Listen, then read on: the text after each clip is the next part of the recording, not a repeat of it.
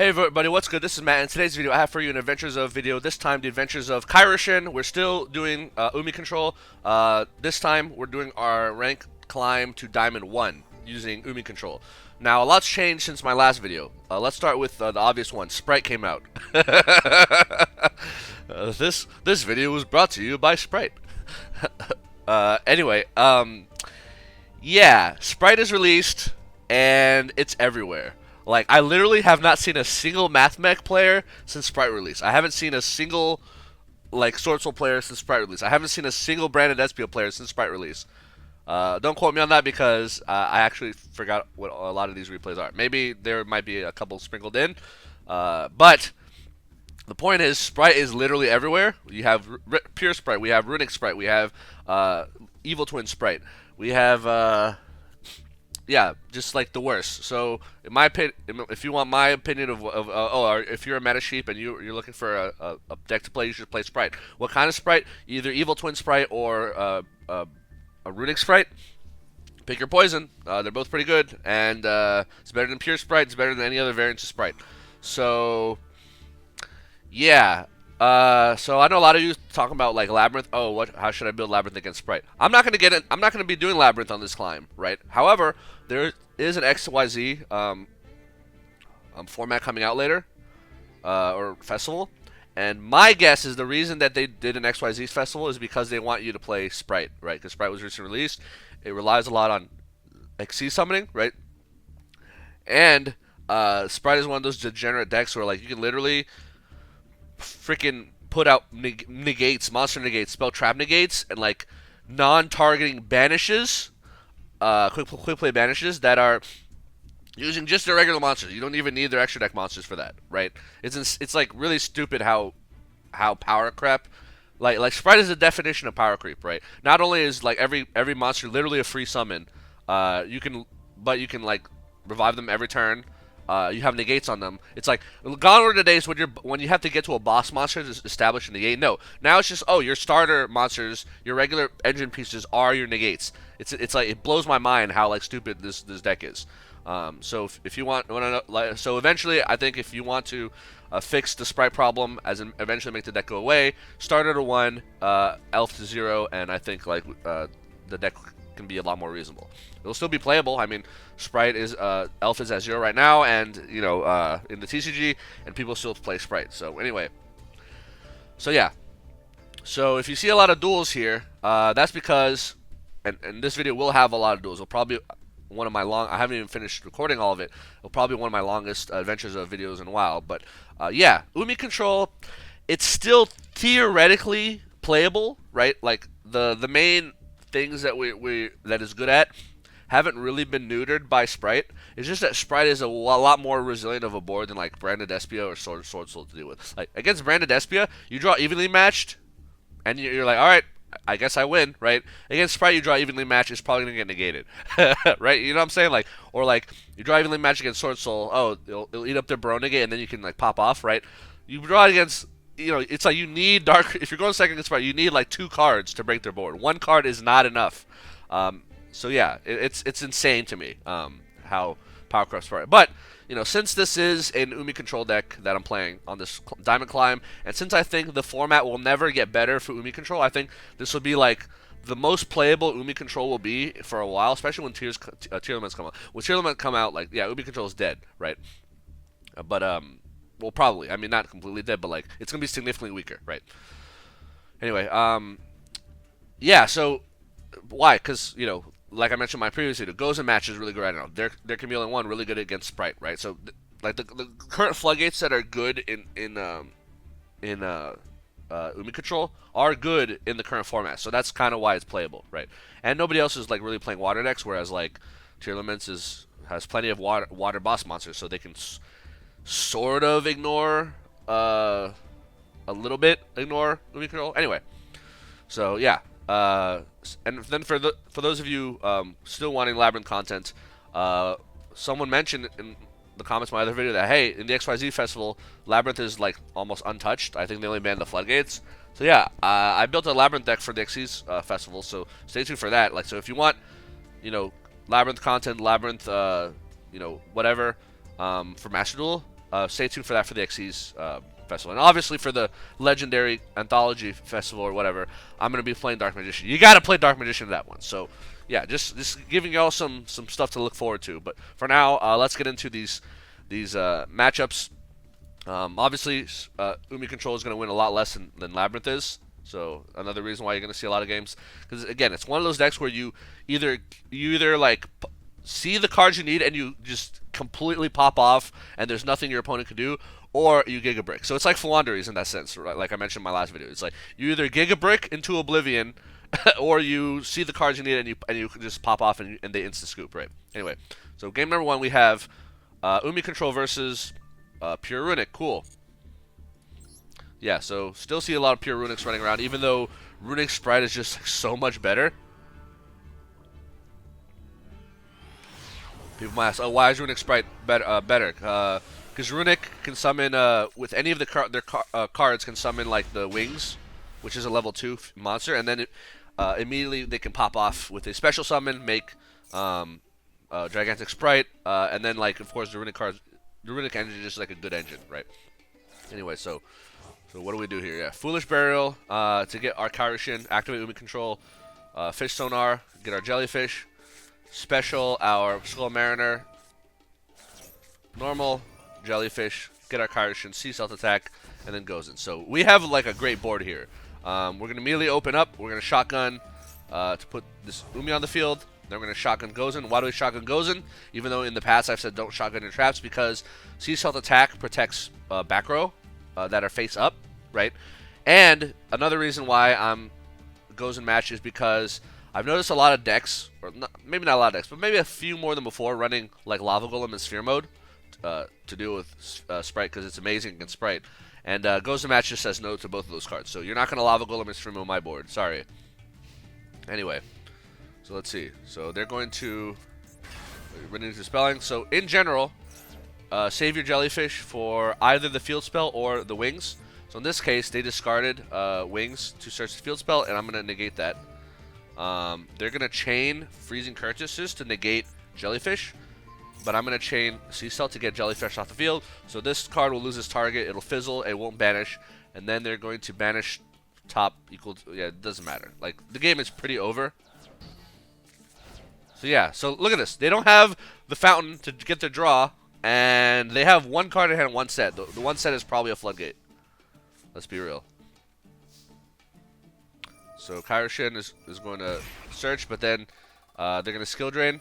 One cool thing is, and Umi Control can kind of play around skill drain, is Sea Stealth Attack will get Kairyu-Shin off the field. Yeah, so you can dodge skill drain. You might think, oh, why don't we run skill drain? Because, you know, I mean, if you don't have Sea Stealth Attack, you can't really do that. And also, it's like once per turn. And also, this deck is tight, yo. Like, I feel like Umi Control, you do not have very much room for tech option. I feel like I gotta be running the 3 Dark Rule and the 3 Evenly Match, because otherwise going second can be a nightmare. Anyway, so I'm gonna attack here. Attack. Yeah, so got the Dark Reef, got my Kairyu-Shin back. Yeah, this game is pretty over. They're gonna summon a Mono Watto, which for some reason, I don't know why. Oh, I guess they just want a body to protect them, but like they're dead anyway. Like there's no scenario where they win here anymore. So it's like goodbye. Pop, swing, and GG. Yeah, so normally I would say use your Jellyfish to negate the Runick Fountain field spell. But if they open a quick play, they to go into a monster like Wings, they probably, and then they use Wings to discard for cost. They probably don't have the field spell to begin with. Just a hunch. That's just the one thing I've noticed is like if they had the field spell, they would have opened with it, and they would not have opened with Wings, right? So that's just my assessment.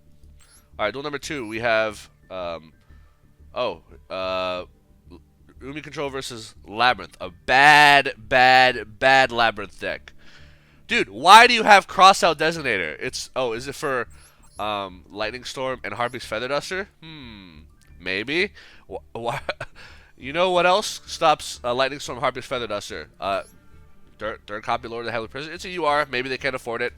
Also, what stops it is Solemn Judgment. Like, both those cards would be better than these 3 here. I mean, Shifter at 2 is kind of unnecessary when Spright can mostly ignore their graveyard. They can set up a board without the need of their graveyard. The one random kaiju, like, I guess it's an SR. They didn't want to do Lava Golem. I don't know. It just... Oh, Ghastly Glitch is so bad. Oh, they do have Judgment. Sorry, they do have 2 copies of Judgment. Yeah, I don't know. I just feel like this could be a 40-card deck, and it would be significantly better. And then their extra deck is just Dogmatic Punishment Target, which is fine. Like, whatever. But yeah, not ideal. And the Chandelier is absolute garbage. It's actually... You're actually trolling if you're playing the Chandelier. Anyway.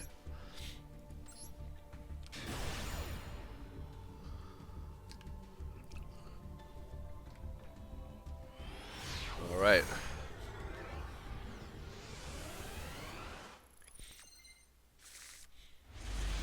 Alright, so I open pretty nice.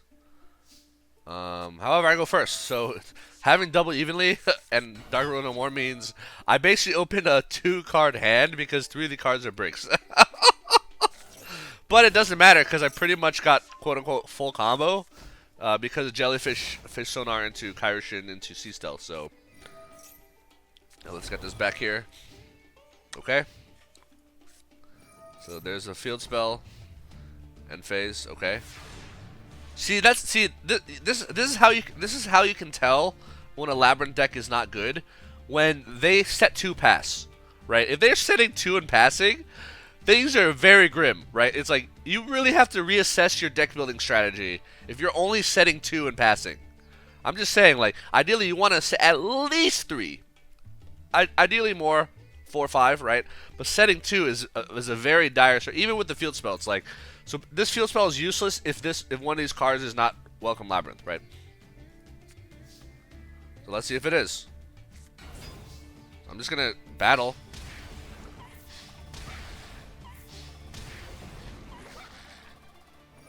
Main phase 2. Let's do a little search. Seastel 2. Activate Seastel 2. So I make the Super Quantum Beast Grand Pulse because it's a rank 3 that can pop back row. So let's see if I can pop a back row. He's going to Punishment. Okay. So I'm going to dodge that Punishment using Sea Stealth. And then this is going to search him or summon him his Lovely. Okay. So he opened one of the Lovely in hand. Sometimes it happens. So I didn't get to pop, but, you know, I dodged Punishment, so who cares? Yeah, unfortunately, I was not able to get my Jellyfish. So he will get his draw 2. He'll reset Punishment. But again, doesn't matter. Like, he'll never be able to use Punishment. Battle phase.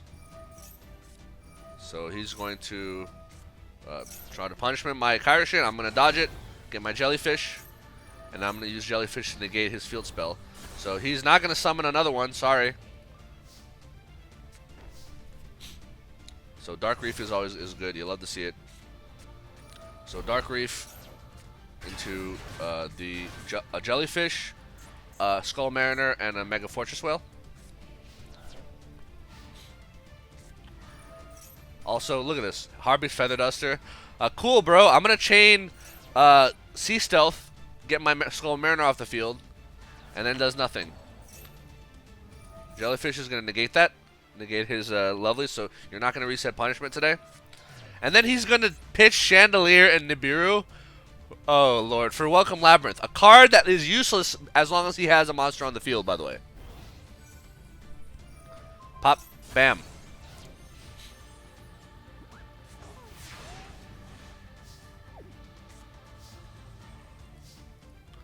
So I'm going to use Kairyu-Shin. He's going to chain Welcome. I'm going to chain Sea Stealth to get Kairyu-Shin off the field, right? So always got to protect your Kairyu-Shin. So he's going to pop a card. That's fine. So he pops Jellyfish. I get an Ocean. Okay. And he's going to pop Whale. Doesn't matter. Foolish Burial.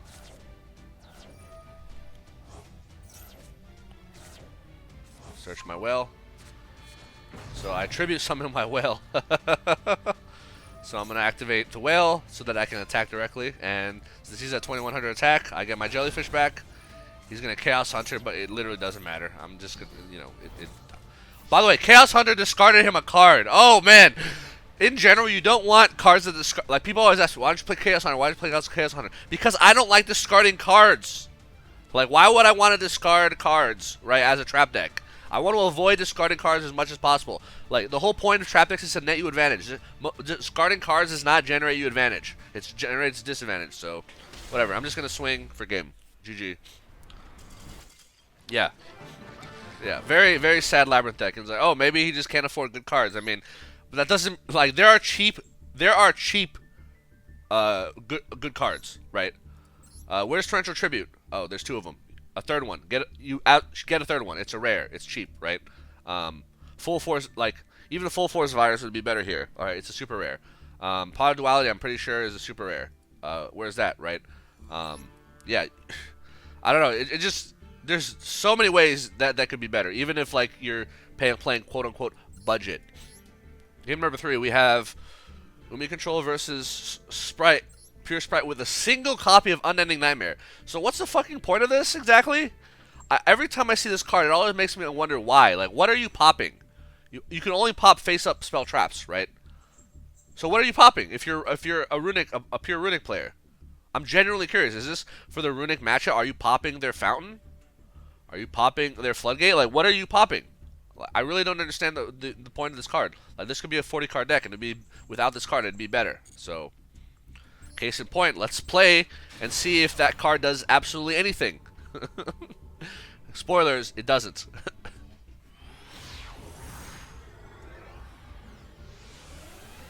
Alright, let's see what we got here. Oh, a non-brickhead. You love to see it. For those of you wondering, oh, what about your losses? My losses are not interesting. It's like my hand is probably a brick and I just insta scoop. So that, like, if you're really that interested in seeing my losses, I just spoiled like what most of my losses look like. Yeah, that's the thing about Umi Control. Like, similar to Wanderers is like, if you have everything you need, you either have everything you need or you don't, and then the game's either going to go magnificently well for you or it's going to be a disaster, right? But yeah. Yeah, this is a great opening board. Yeah, another reason why you love to have that vanilla water monster is because, like, sometimes you want to see stuff to protect your back row, but you don't want to send Kairyu-Shin or the jellyfish. So you send this guy. So, alright, so Gozen is up. So they're going to normal Amanawato. This will turn off my jellyfish because Amanawato is a floodgate, right? So I can't use jellyfish. Okay. But the thing is, Amanawato will only be active on his turn, so he will not be able to actually use it to stop my jellyfish. Like, jellyfish is like, is really good, right? Because it's like, oh, I'm gonna prevent you from drawing cards. All right, so we have our set. Let's go battle phase. Unending Nightmare. Oh baby, Unending Nightmare. So they're gonna attempt to pop Umi, and I'm gonna chain this to send Skull Mariner. Oh, look, thanks for spending 1,000 life points for no reason. Oh, TC Boot, great. I have an Aqua monster and a Sea Serpent monster, and I just sent a Warrior monster away. Good job on the TC Boo. Very, very big brain flip activation you got there. So I'm going to go ahead and get the Dark Reef. Yeah, this game is, like, really ogre. Like, they're at 3,200 life points, and they're sitting on this card that makes them pay 1,000. Oh, look, they're going to use it again. Gee, I wonder what they're going to do. They're going to target Sea Stealth attack. No way. I'm going to chain Skull Mariner, and my back row will be protected. Okay? So they do have a battle phase because they don't play any Runick cards. Okay, cool. So on end phase, I'm going to use Dark Reef to get out Jellyfish and the Doom Kraken. The reason being is because my whale got banished. Otherwise, it would be the whale, right? Obviously, TC Boo makes me send my Doom Kraken away, but it doesn't matter. I just wanted my jellyfish back.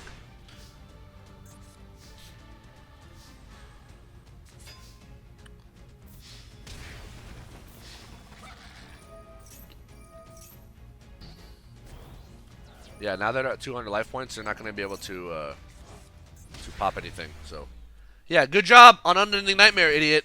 Did literally nothing.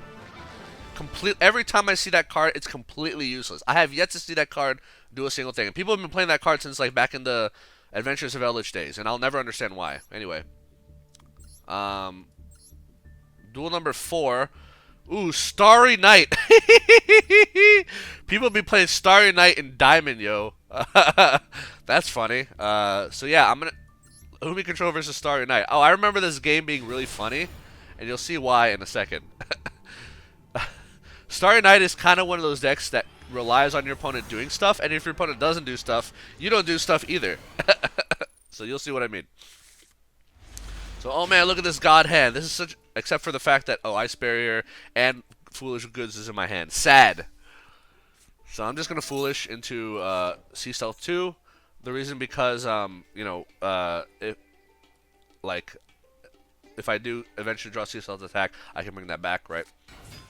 Alright, so Jellyfish, I'm tend to summon Maid of the Aqua, which becomes Umi on the field, and that'll activate my Jellyfish Negate. And then I can sit on Tsubu, and I'll be in a relatively okay shape. I could even sit on Baguska if I want, right? But, yeah, so I'm going to go ahead and set 2 here.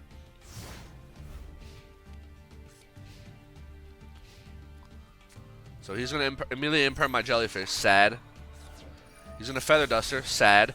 Although not that sad because Ice Barrier will get me a search. So, normal's a thing, special's a thing, and then he activates a spell. Okay, he gets his Starry Night Dragon. Alright, and then he activates his continuous spell, and I immediately chain Ice Barrier before this is active on the field. Now, why do I do that? So let's read what this says. During your main phase, reveal a thing. If you do, add a thing to your hand. Then place that revealed thing. If your opponent activates a card or effect, you can special summon 1 level 7 light monster, dragon monster from your hand. So if I did not chain Ice Barrier to this, and I did it in the future, he would then be able to special summon for free his dragon, and then his dragon pops one of my cards. So I'm just going to chain it now. He's going to Ash, of course, because of course he has Ash, right? And yeah, I'm going to go ahead and, yeah, so obviously I draw. I don't really have anything, so I'm just going to battle, swing for 14. If I don't activate a card, he can't summon his boss monster, which is the only card in his hand, by the way. There's Pot of Extrav. I did not. If I chain Electric Jellyfish, he'll be able to summon his monster, so I let that go, right? But again, he has nothing because, unfortunately, and by the way, he only drew 1. That's surprising. So I'm gonna Fish Sonar into my Kairyu-Shin, which summons out my Skull Mariner. Now he's gonna attempt to use his thing to summon his dragon, and I'm just gonna say no with Jellyfish. And then yeah, and then I can tribute summon Kairyu-Shin by tributing Skull Mariner. Yeah, so the cool thing is that's another reason why it's nice to have the vanilla. Like, if you have Umi on the field, Fish Sonar will get you your Kairyu-Shin, and it'll summon you a body that you can tribute summon. Right? So you got to play the Skull Mariner, folks. I'm telling you. Duel number 5. We have. Okay, here we go. The first Spright matchup. We have Umi Control versus Spright Evil Twin with an Ibly package. Oh yeah, that's another obnoxious thing they can do is freaking Ibly. And the one lone copy of Cosmic Cyclone, which I don't know why it's just one, but okay, sure. And the one lone copy of Effect Veiler. Dude, just get rid of the. Just add. If you're against Runicks, just add more Cosmic Cyclones. Get rid of this Effect Veiler, right? Whatever. All right, let's see.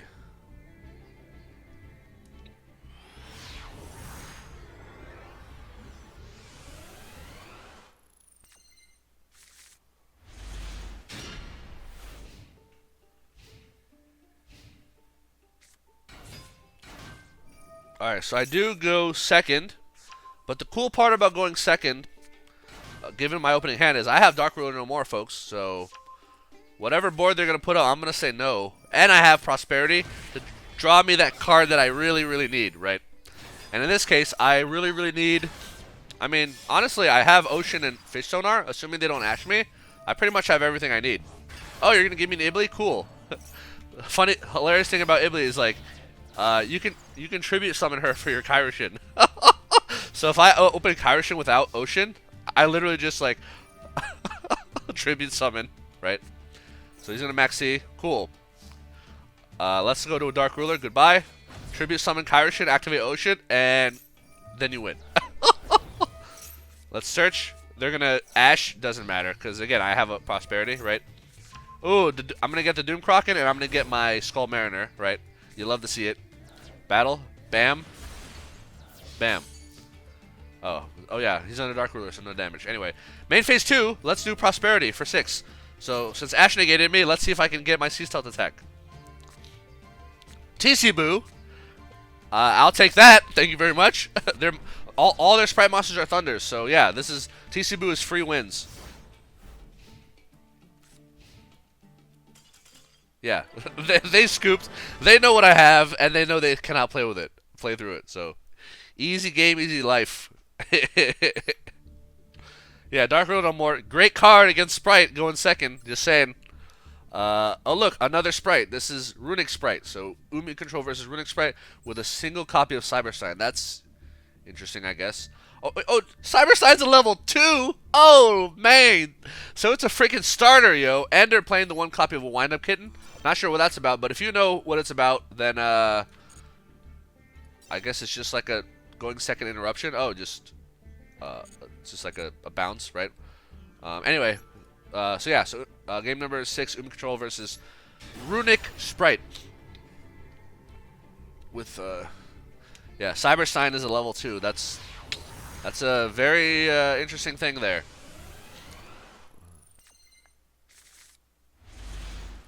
Well, I draw the cracked hand, the absolutely cracked hand, assuming that they don't have a million interruptions. So they're gonna summon the wings, which starts their combo, right? Yeah, this is why Runick Spright has good synergy. There's a gigantic, there's the red. So you're already protected against Nibiru. The most insane part to me about Spright is this. Activate this effect. Detach a blah blah if you do special summon a thing. Also, neither player can summon monsters for the rest of the turn except level rank Link 2 monsters. The fact that it locks out your opponent from summoning non-level 2s is the most mind-blowing bullshit I've ever heard, right? It's literally like Konami was making this archetype. They're like, oh, we want to summon like a million times, but we don't want to lose to Nibiru. So I'm just gonna randomly throw in this clause that says you can't Nibiru, right?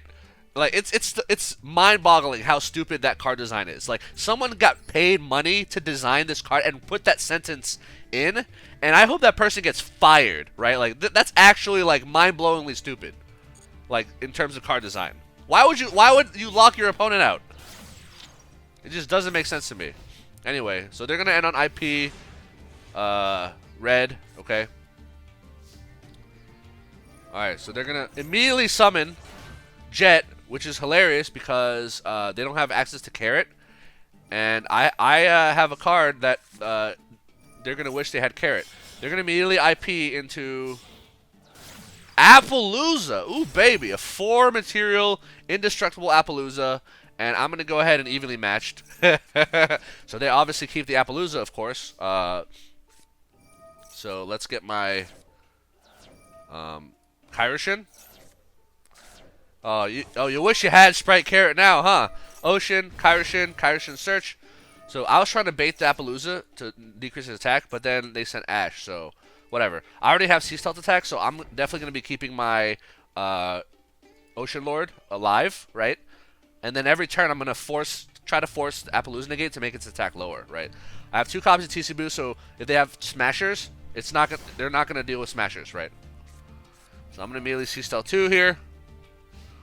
So if Appaloosa tries to crash, yeah, they can't battle phase because of Runick, right? Oh, baby! And then I'm just going to Dark Ruler, make that a 0 attack Appaloosa. GG! evil, dude. You gotta like if you're playing other decks that are not Umi control and it's not Labrynth. Like if you're playing like a regular deck, a mid-range or combo deck, you gotta be main decking Dark Ruler no more. It's so good against Spright. It's incredible. Like don't even bother with like Droplet. There's no point. Dark Ruler, yo. Game number 7. We have Umi control versus Runick Spright with another wind-up kitten. Okay. Why is no one playing like the Nimble Beaver package? Is this just like I'm just curious. Nimble Beaver was obviously like the main starter for Spright in the TCG, but I guess if you're playing Runick Spright, you don't. I guess you don't need it because you have your wings, right? Runick wings. All right. We go first or second here. Let's see. Oh, yeah, I go second, of course. Normal carrot, special jet. They searched starter. Okay. Gigantic. Yep. Elf. Yep. Yeah, this card. It's just hilarious, like how you it's like you can visually see the meta sheep knight migration. It's right. It's like everyone was playing Math Mech or BRAINDEAD Despia or Sword Soul, and then the second Spright shows up, everyone's a Spright player. It's like nobody cares about like, no one has loyalty for the decks. No one cares about like, oh, how cool are my are my boss monsters? Because let me tell you, Sword Soul monsters, boss monsters, BRAINDEAD Despia, boss monsters. Those monsters look cool as shit, right? Like, look at this freaking thing. Is this a monster that you're proud of? Spright red. Like, look at this thing. It looks like it's wearing like a raincoat. Like, it's so stupid. And like, you don't really have a boss monster, right? Other than like what, Zeus going second or something. Like, I don't know. It's just funny how like the meta sheep can't help themselves. Anyway, so they're gonna immediately revive Carrot. So I'm gonna activate C-Cell 2. And they're going to immediately Unicorn, which is hilarious. Okay. So I'm going to search Warrior of Atlantis, or Atlantis search Ocean. Of course they have Ash. They always have Ash, right? Let's go with normal summon Jellyfish, Battle Phase. So the reason I didn't bother with Evenly Match is because they're just going to carrot. So there's no point, right? But the point is, the important thing is, I need to go into their turn without them having carrot on the boards, because I have both their TCBoo and Gozen match, right? Which is very important, because as soon as they draw, I'm going to shotgun Gozen. They're going to Runick tip into destruction, but it's too late because they have to resolve Gozen and get rid of their field. So they're going to get rid of their dark monster and keep the fire monsters, because they're like, oh well, of course, you know, like they don't want to lose Elf, especially when they have destruction. They plan to immediately remove Gozen match, right? And here it is. There's Gozen match. And then I'm going to immediately TCBoo. So, goodbye. Good luck summoning doing anything. Oh, shit. They're going to normal IP and then go to end phase because they don't have a battle phase.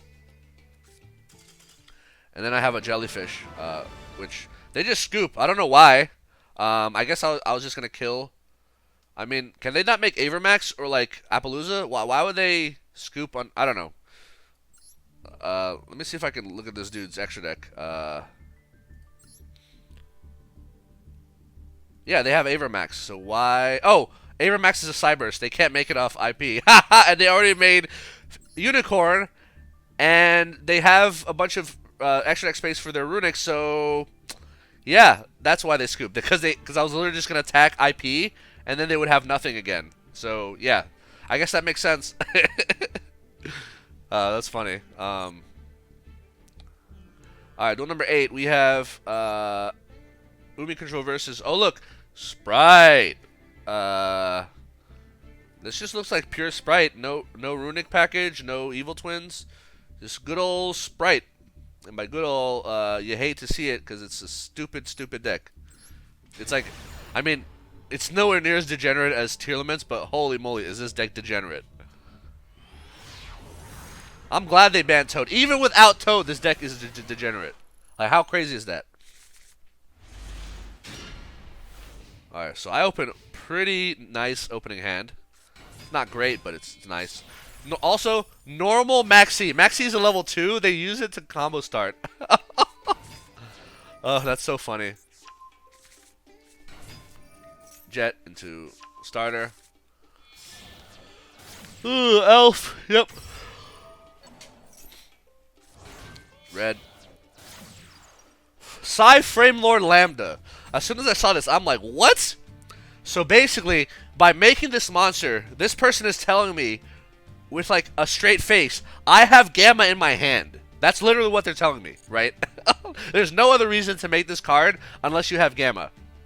So thank you for letting me know that you have Gamma. I'll be sure to play around that. So there's the carrot. So I'm going to immediately Prosperity for 6. They're going to Elf. Okay. into red, sure. 2, 3, 4, 5, 6. So let's go with the fish sonar, because you definitely want to see that. All right, so let's go battle phase, and I'm going to evenly matched. So I know they have carrot, they're going to negate it, but I want them to negate it. Because I want red off the field, right? So basically, I kind of knew that they were, so because they have Lambda in hand, or sorry, Cyframe or Gamma in hand, right? I knew they were not going to send this away, and I knew they were not going to send Elf, because Elf is like a great extender, right? So I thought I just want red off the field, right? As soon as red is off the field, I can just ignore them, right? So let's go with C-Stealth 2 here. I'm going to normal Jellyfish, activate the Fish Sonar. They're going to max C. Okay, sure. It doesn't matter. Here comes my Kairyu-Shin. And here comes my Skull Mariner, baby. Let's go.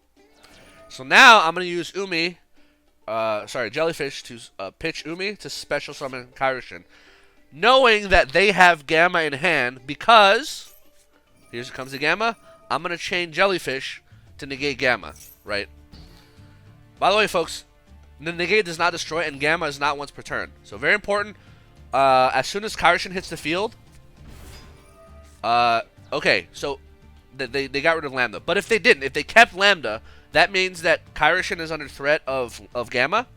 So because they got rid, and I should not use the search function on it, right? Especially since I already have C-Cells, I don't need to, right?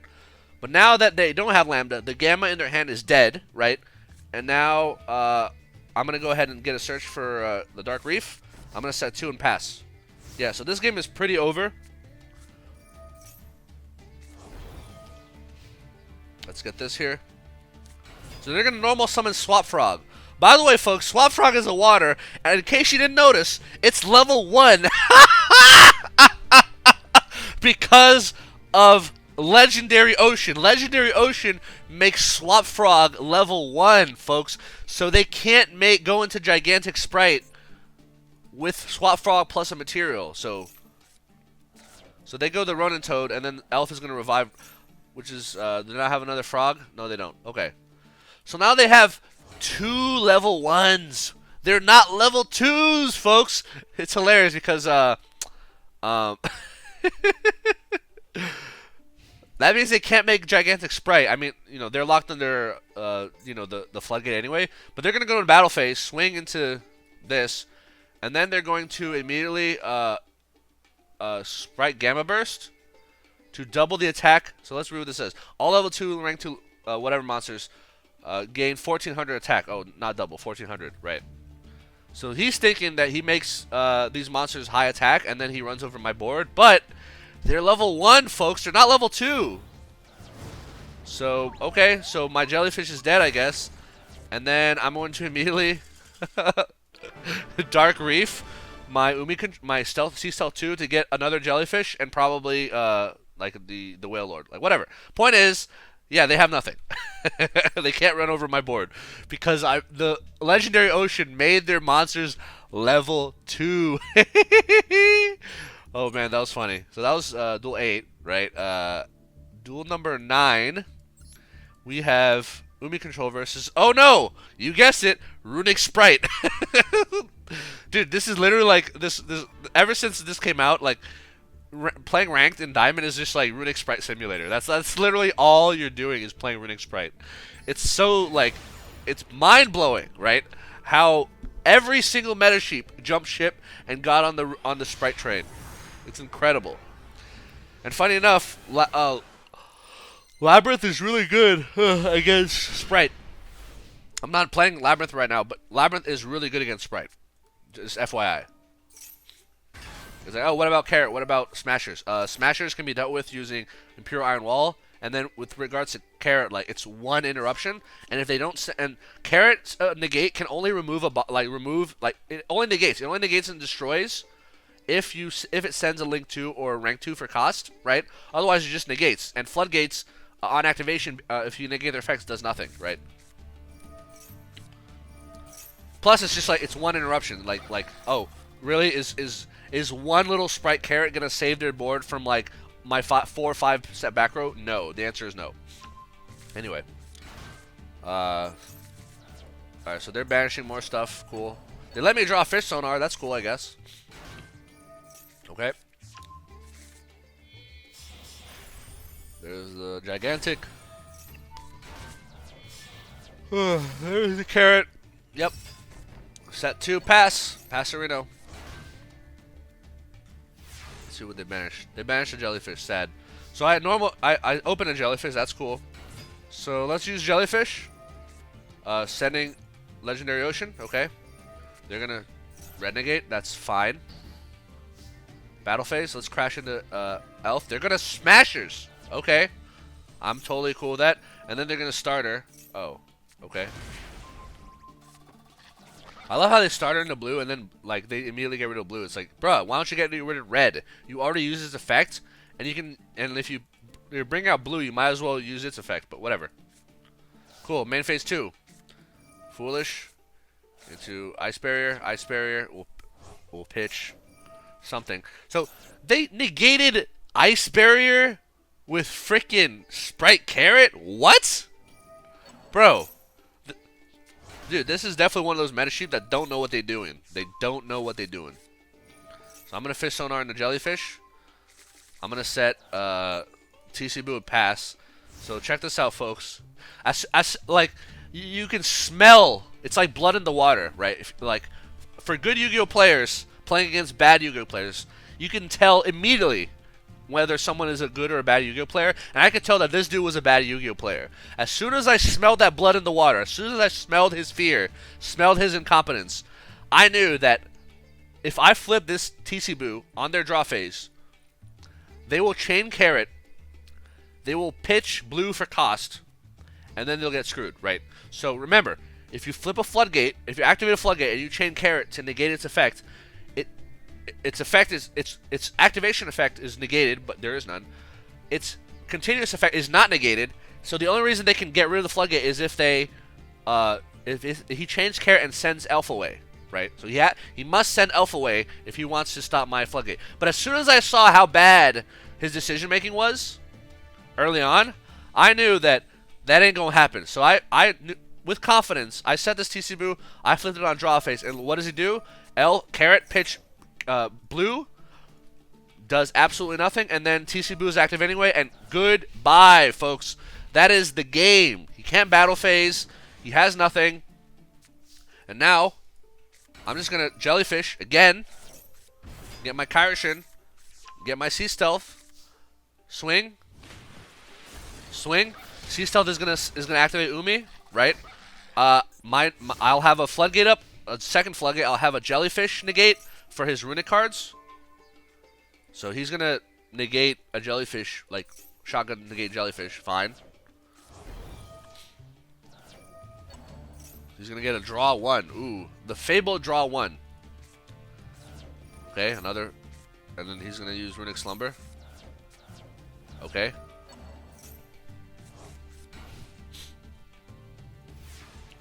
It's like, you're not gonna inject me out. It's not happening. Battle. Pop. Swing. Search. Yeah, this game is giga over. It is so over, like, words can't describe how over this game is. Runick Destruction. Negate. I'm gonna get a draw 1. Why did I, so if I had more bodies on the field, I would have, instead of chaining Jellyfish, I would have chained Seed Stealth, right? I should have I guess it wouldn't matter because it's a quick play, but yeah, if I had shotgun this Dark Reef, I get my Mariner, I get my Whale, and I get yeah, whatever, maybe one other card. But the point is, I'll have the Mariner, the Skull Mariner, and the Skull Mariner is great to pitch for protecting back row. But I didn't have that, so I just Jellyfish. Yeah, game is over. Yeah, that's how you, like, if this dude is smarter, could we have won? Probably, but you could just tell when someone's just not very smart or not very good at Yu-Gi-Oh.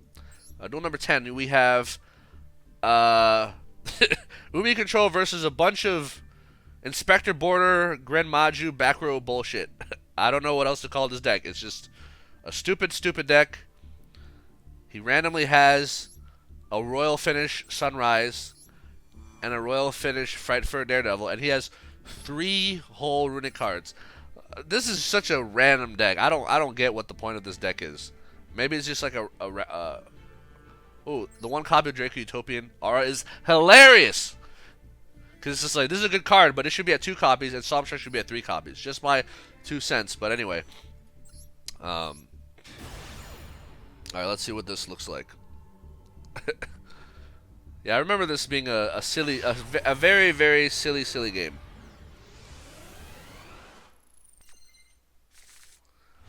Alright, so I opened pretty decently. Go second. We're going to duality into TC-Boo, which does nothing to our deck, but they don't know that. TC-Boo is just a good floodgate right now because of Spright. So I'm going to draw.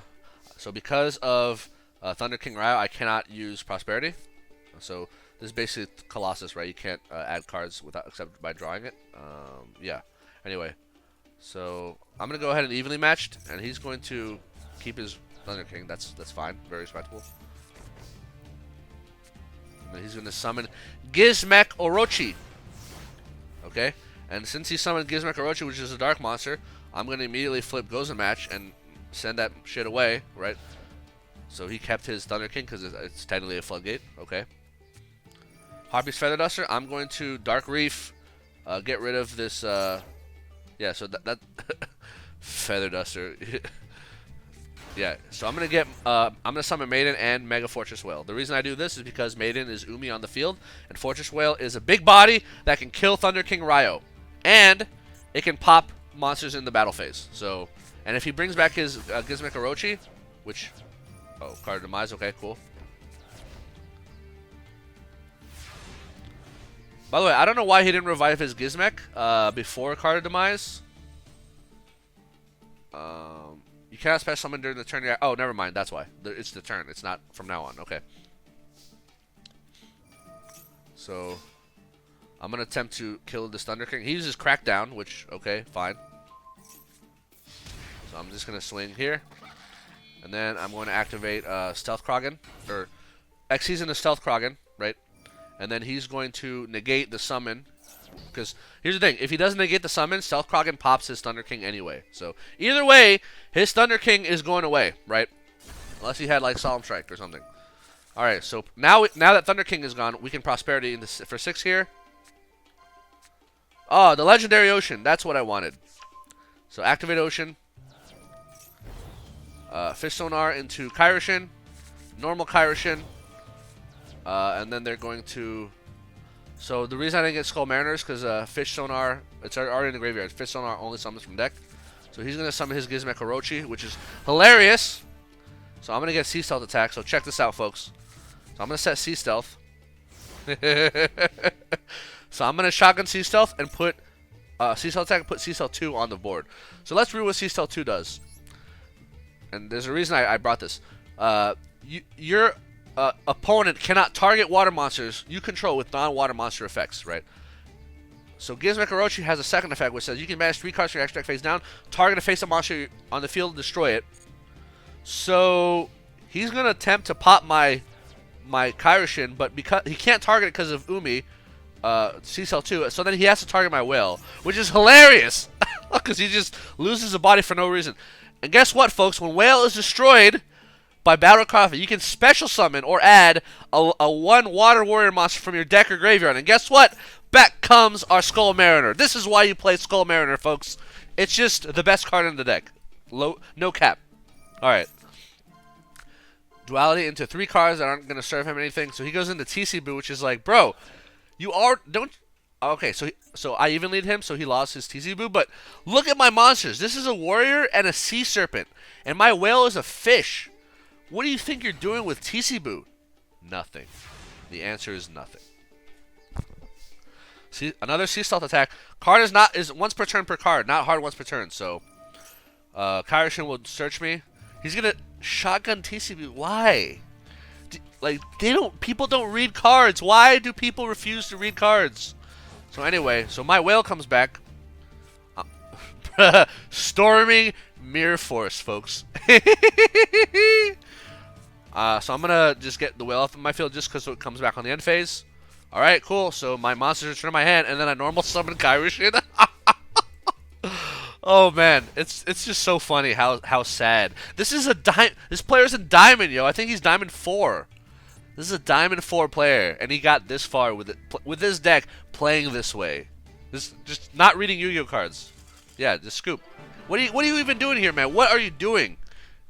Like the biggest fraud alert I've ever seen. Anyway, so that was funny. A nice change of pace from all the Runick and the Spright I've been seeing. But yeah, let's get into a lot more games coming up. Let's get into those. All right, here we have duel number 11. This is Umi Control versus Spright Evil Twin, folks. That's right. All right, so do I go first or second? I go second. Cool. Openly, evenly matches usually a good sign when you're going second, but when you see Spright and like potentially a carrot, you really cringe, right? But so far, no carrot. So let's see what Gigantic's gonna bring out. So he brings out the swap toad or swap frog, right? Dagda.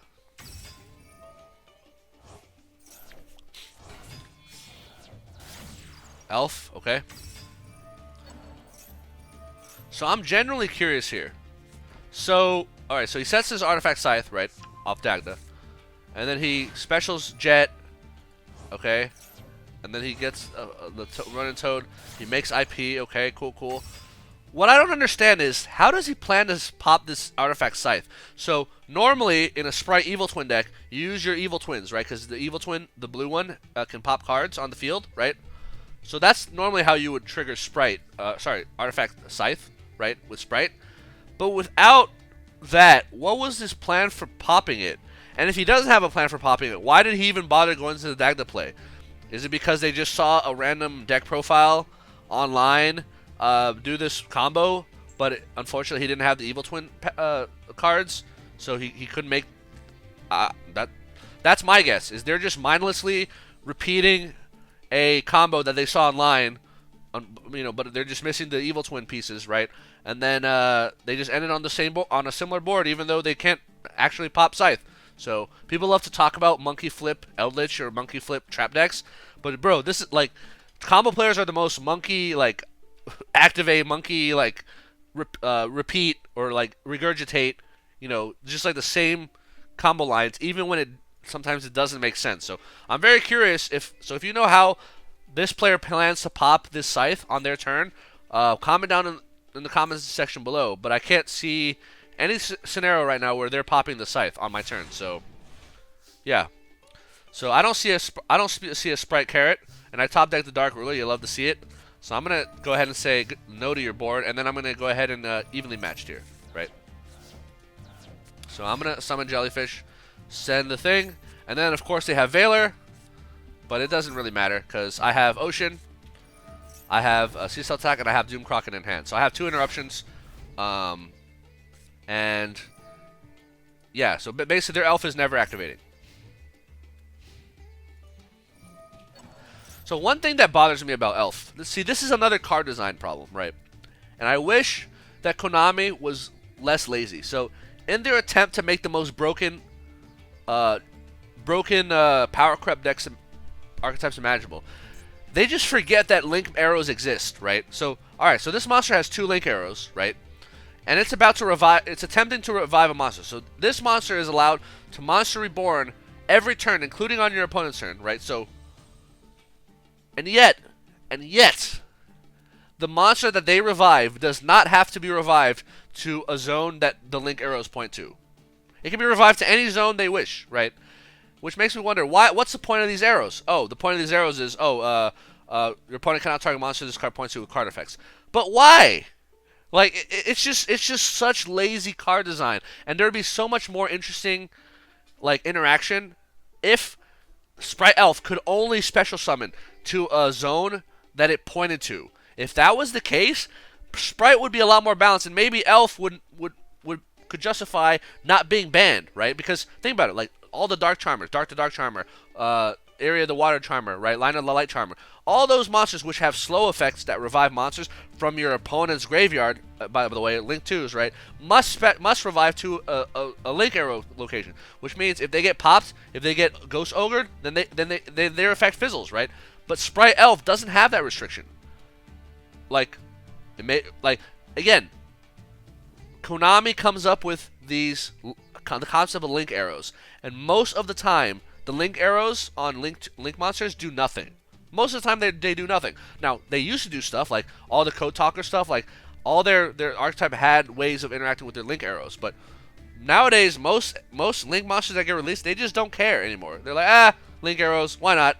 Like, they just don't care. So, yeah, it's really unfortunate that Spright Elf doesn't have that clause. Like, it would have been a much more balanced card. But again, Konami's goal is not to, release balanced cards that are interesting interactions. Their goal is to release broken cards that people will pay money for. So, it is what it is. But yeah, this is like the definition of lazy card design, right? It's extremely lazy. Anyway, so he's going to Elf to attempt to revive Blue so he can full combo. But I'm just going to say no to that because, yeah, a Blue is full combo. I'm not going to let him use Blue.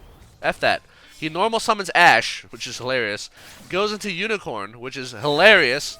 And then he pitches Gamma, and he wants to bounce Legendary Ocean back to my deck, which is cool and all. But I'm going to go ahead and chain Doom Kraken to bounce Jellyfish and pop Nightmare Unicorn. And then he's going to scoop. Yeah, so my guess is the one card they had in hand was not enough to pop off. They already use Elf, so they can't use Elf anymore. They're not going to be... There's no access code play for you.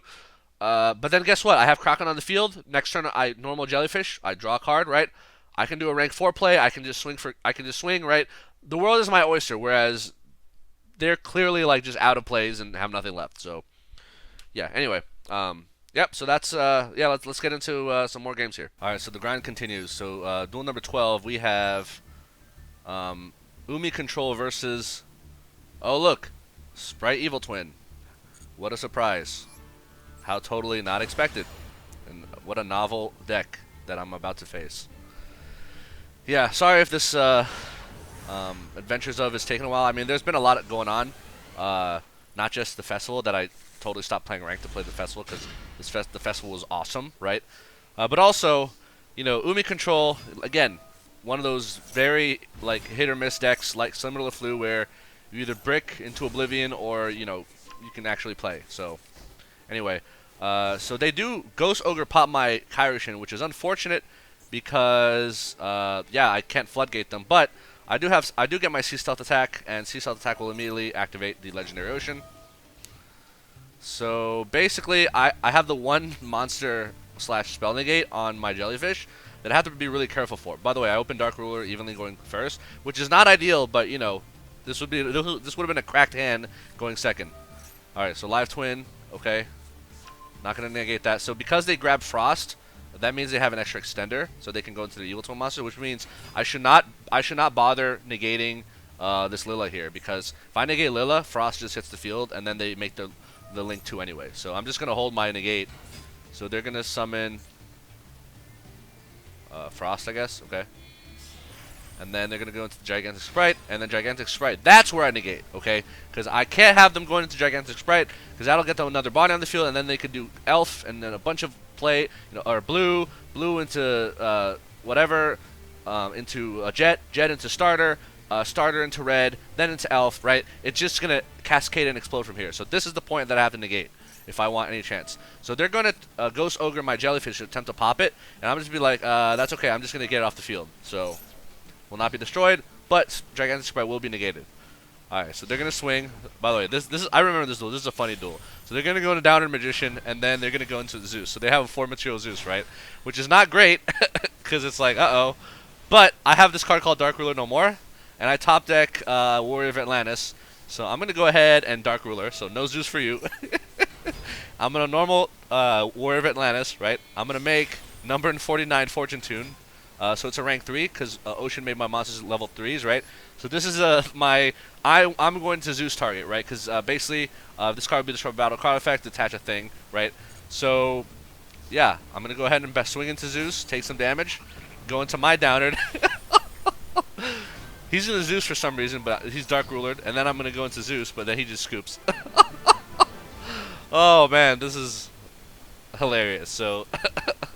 Yeah, literally Zeus versus Zeus, but his Zeus is negated, so my Zeus is gonna come out on top. Yeah, so I was gonna clear his board, and then as soon as he tried to rebuild his board, I have second Zeus, right? Because mine's gonna have 4 materials. So yeah, pretty funny.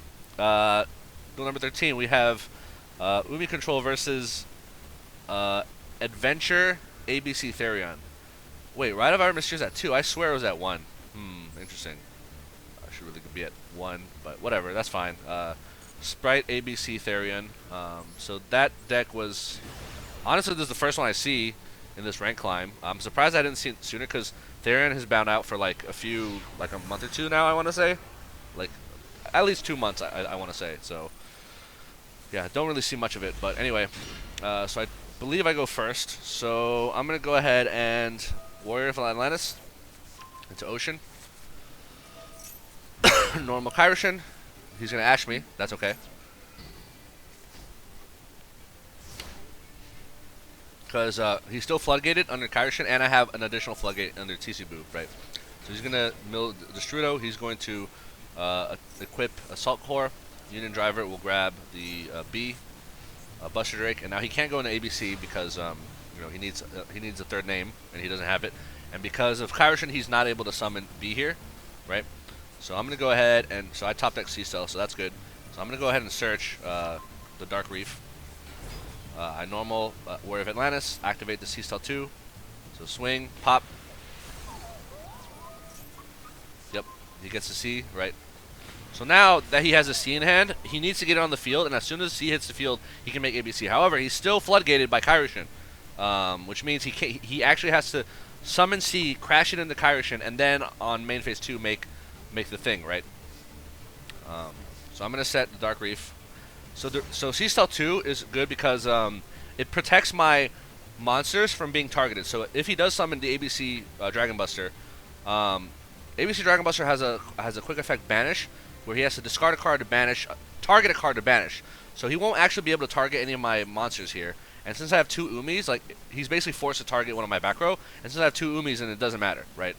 In fact, I have Dark Reef that can go into Jellyfish. So he's going to go ahead and imperm my Kairyu-Shin. That's okay because I have Dark Reef. So I have the option of going into a second Kairyu-Shin. But I actually... And he's going to maxi. I'm actually going to opt to go into the Jellyfish with Whale. And then, of course, the Skull Mariner comes out. So I'm going to TC-Boo. So now he's locked into 1 machine type.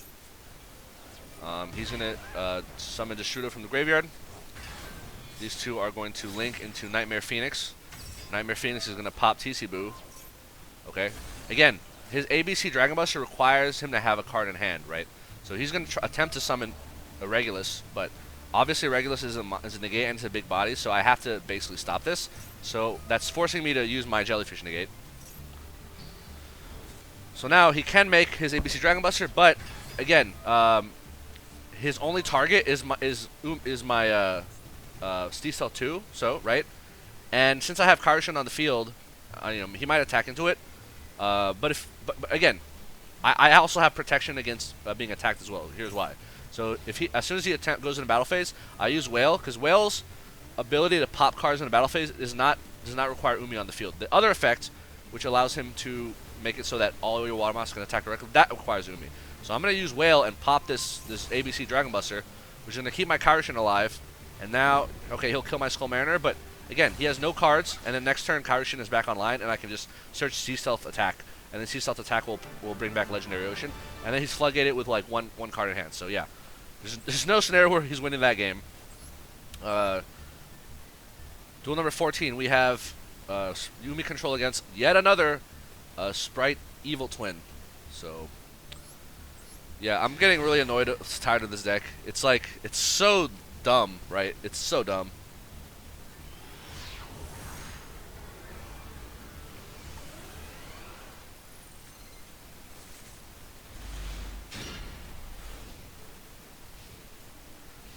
Alright, so I do go second here, okay? Opening evenly matched is always a good sign. And also opening Extravagance is funny because it's a great way to bait the Spright Carrot, right? Anyway, so he goes into Elf.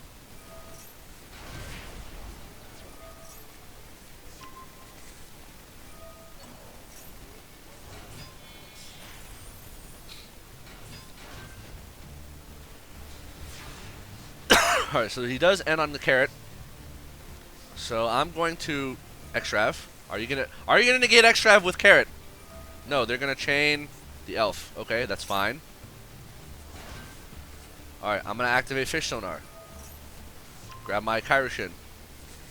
Alright, so by the way, this is literally the lesser of two evils scenario, right? You know that train track? It's like, well, I don't know if that's the right metaphor, but basically this is a scenario where I'm kind of checkmating him because I'm activating Legendary Ocean, and if he does not negate and destroy Legendary Ocean using Spright Carrot, then I normal summon Kairyu-Shin and his entire board is cleared, right? And then I can just swing into whatever's left. Or if he does negate Legendary Ocean with Spright Carrot by removing it from the field by tributing either elf or whatever, then I immediately battle phase and evenly matched, right? So there's no good out for this dude. So he does opt to use the Carrot to remove Legendary Ocean from the field. Now I could go into a second one, but now that Carrot is used, I'm just gonna go in battle phase and let's go into evenly matched, right? So he goodbye Carrot, goodbye Red, and goodbye whatever that set was, which was probably Smashers or Starters, but whatever. So main phase 2, Scythe 2, Legendary Ocean, Jellyfish, Kairyu-Shin. Oh, he's gonna negate, but I have a Jellyfish negate, right? Bam, and then yeah, I was full. Nothing they could do that, right? So like, yeah, evenly can break boards. So can Legendary Ocean plus Kairyu-Shin can also break boards. So yeah, going second, yeah, this deck is obviously a lot worse than going first, but you're not completely like screwed. Just saying. Duel number 15, we have Umi Control versus, what the hell is this? Oh, this is just a Numeron. Yeah, okay. Haven't seen Numeron in a while, so I'm like, what is this mallet for, right? Like, I just see a bunch of random things, but yeah. I do remember this game because, yeah, Numeron players still have, like, one brain cell that they share between them, and that makes them incapable of reading cards. So, anyway. Alright, so this is actually a really good hand. So here's why. So we activate Scythe with Umi on the field, and then we use Fish Sonar. Because we have Umi on the field, Fish Sonar will search this monster and special summon our vanilla, right? So they're gonna max it doesn't matter. So we're gonna search the Kairyu-Shin and we're gonna special the Skull Mariner. Remember, the best card in our deck, right? And because this is a special, I'm just gonna straight up tribute summon Kairyu-Shin. Like, this is why you gotta run the vanilla, right? It's like the Skull Mariner, the vanilla monster. It's really, really important because it just helps you get your Kairyu-Shin out. On top of like making rank 4 plays, making rank 3 plays, whatever. Like, it's just so good. So, yeah, we're gonna go ahead and grab the Dark Reef, and we're literally gonna set 4 pass, and then this is just like gonna be a beautiful thing. So, shotgun, Dark Reef, chain, Sea Stealth. So I'll put Sea Stealth back on the field. Dark Reef will bring out the Jellyfish and the Whale, and then we're gonna activate our second Sea Stealth. By the way, these are once per turn per card. It's not hard once per turn, named. And then we're gonna flip Gozen. Gozen because I don't want them to Lava Golem or something me, or like Sphere Mode, right? If they Kaiju, they can only Kaiju with the water one. But also, Gozen just like, because of Sea Stealth, Gozen is protected from Lightning Storm, right? Pretty much. Speaking of Lightning Storm, here's a Lightning Storm, and I'm going to immediately banish the Whale for cost. And yeah, they do nothing. They're gonna tribute my Jellyfish for Gamma Suit, which is hilarious, right? Because Jellyfish comes back in the battle phase due to Sea Stealth attack.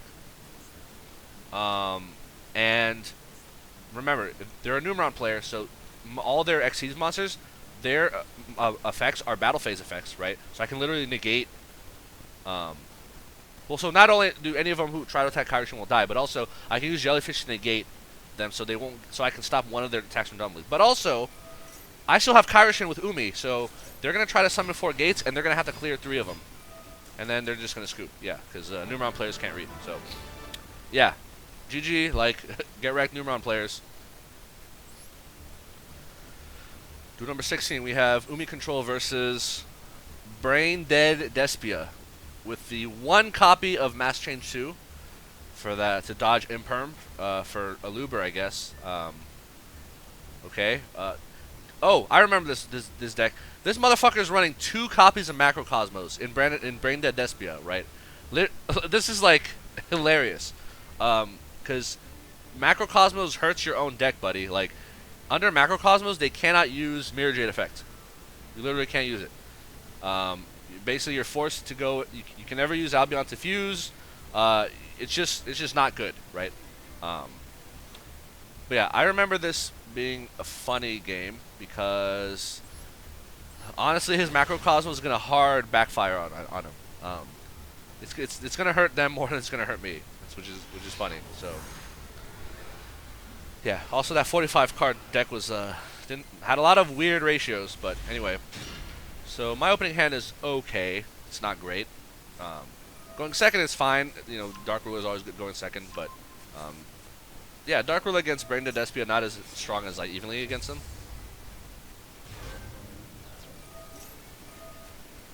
Right, so we have the Lubellion, okay. There's the Ice Jade, okay. Alright, so the fact that he didn't attempt to use Mirror Jade to like search Branded Red tells me that this card is probably Branded Red, but maybe not. Anyway, I top deck the Fish Sonar, which is a great top deck. I'm gonna go ahead and get my draw 2. Ah, beautiful, beautiful. Look at this. Look at this. All right, so battle phase. Let's. They're gonna max seed. Doesn't matter. We're gonna go ahead and evenly matched. They're going to banish their own Mirror Jade, so they can get a search on the end phase, and that fizzles. That's fine. Got the Mirror Jade effect. Got it off the field, right? Fish Sonar is gonna grab me the Jellyfish. So funny story. So I'm gonna use Jellyfish to summon Doom Kraken here. They're gonna chain Macrocosmos. Too late. I already milled for cost, right? And yeah, so I don't have Kairyu-Shin, obviously, and I don't have an Umi. So my goal here is to do a rank 4 play. I wanted to go into Baguska, sit on Baguska until I draw my Kairyu-Shin or / Umi, right? However, because of Pot of Extravagance, I actually banished my Baguska. And I didn't realize this until too late. So instead of going into Baguska, I go into the Stealth Krogan, which is a very, very, very good card because let's read what this says. All face-up monsters on vehicles become water. Once per turn during the main phase, you can destroy one water monster your opponent controls, and if you do, inflict damage to your opponent equal to half the attack it had on the field. And if this monster is destroyed, you can special summon Stealth Krogan spawns, right? So this is hilarious because, again, free pop every main phase. But also, if I set Gozen Match, that means that Gozen Match becomes a TC Boo, right?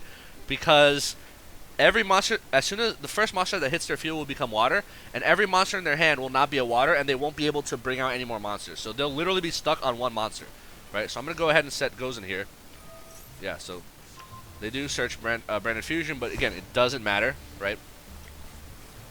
So here's Branded Opening, which is hilarious because of Macrocosmos, Branded Opening is going to go to the Banish, not to the Graveyard. So they're kind of cucking themselves here. So there's the fight for Patchwork. Okay, cool. Yep. Poly. Into Despia Quiritis. Note, Despia Quiritis is now a water monster, right? Okay. So they searched the ad libitum. Doesn't matter. So they attempt to end main phase, so I immediately used Stealth Krogan to pop Quiritis and burn them for 1250. Quiritis is going to summon Albaz. As soon as he attempts to fuse Albaz, I'm going to immediately flip Gozen Match, which means whatever fusion he was going to attempt, and I guess because I'm a extra deck monster, this can make Mirror Jade, right? I flip Gozen Match, which means he's locked in the water monsters, and Mirror Jade is dark, so that's going to fizzle. No, I waited until he activated his effect. I forced him to discard, and then I flipped the Floodgate, right? So yeah, this game is over. Like, I can literally, this is just like Stealth Krogan beatdown, right? I can literally kill any monster he has, and then just keep swinging into him if I wanted to. So I'm just gonna go ahead and pop Albaz. Goodbye. Burn for 900. So the reason I use Prosperity before swinging is just, I know it's gonna have my damage in the battle phase, but my hope is that I draw like a monster that I can swing into as well and do more damage. But turns out I don't actually do that. So what ends up happening is I'm going to get the Sea Stealth attack because with Sea Stealth. So here's the thing: because of Macrocosmos, Kairyu-Shin's Dark Reef cannot activate because its cost says send a face-up Umi, you control the graveyard, and since I can't send the graveyard, I can't use Dark Reef. But I do want Sea Stealth attack to get Legendary Ocean, make this monster 2200 attack, and also make it so that I can protect my back row with Sea Stealth, and I can increase this dude's attack to 2200, right? So I'm going to swing for 950 because it's halved by Prosperity. I'm going to set this, and then I'm going to pass. So yeah, I'm in a good shape. I have no like rush or incentive to do anything else. Just literally sit on this stealth Krogan and just keep beating them. Oh, you want a branded fusion? Yeah, go for it. They have to make Lubellion because Albion can't fuse. But again, Lubellion immediately becomes a water monster, and then they can't actually fuse or do anything because they're locked in because of Gozen match, right? So they cannot attempt to bring out any monsters because all other monsters they have are non-water, right? So yeah, they're gonna set and pass. Like I was just gonna pop and swing, so burn them again. Yeah, this game was completely ogre. Yeah, Macrocosmos and Brand Despia is very, very weird. I have no idea why you would do this, especially since a lot of decks like Spright don't. Spright's like the top deck, right? They don't really care about Macrocosmos. Now Runick does, but you know if they can get destruction, then you know it can like get rid of it. Anyway, duel number 17. We have Umi Control versus another Brain Dead Despia. Let's see some spice in this one. One copy of Nibiru. Is that a cross-out target? Because Brain Dead Despia very rarely summons 5. This is okay. Like honestly, wait. 3 Mercurier, 3 Allure. What are you doing? You gotta get that Allure with Mercurier. Yeah, I would drop Valor too, but where's your Fairy Tail Snow? You don't have Fairy Tail Snow? Unbelievable. Alright, whatever. So let's start this one. If this is the same deck, if this is the same matchup I'm thinking about, this also has a hilarious conclusion, or a hilarious play. So check this out. I do go second, I want to say. Wait, maybe this is not the one I'm thinking of. Nope. No, sorry. It's another Brain Dead Despia one that I'm thinking of. So, yeah, I'm gonna go ahead and yeah, Ocean into Fish Sonar and Jellyfish. So yeah, because Skull Mariner is my hand, I can't special summon it. So yeah, he's gonna max C. It doesn't matter. It's literally a draw 1 for him. But actually, because I have Ocean, I can negate max C with Jellyfish. So I'm gonna go ahead and grab the Sea Salt attack.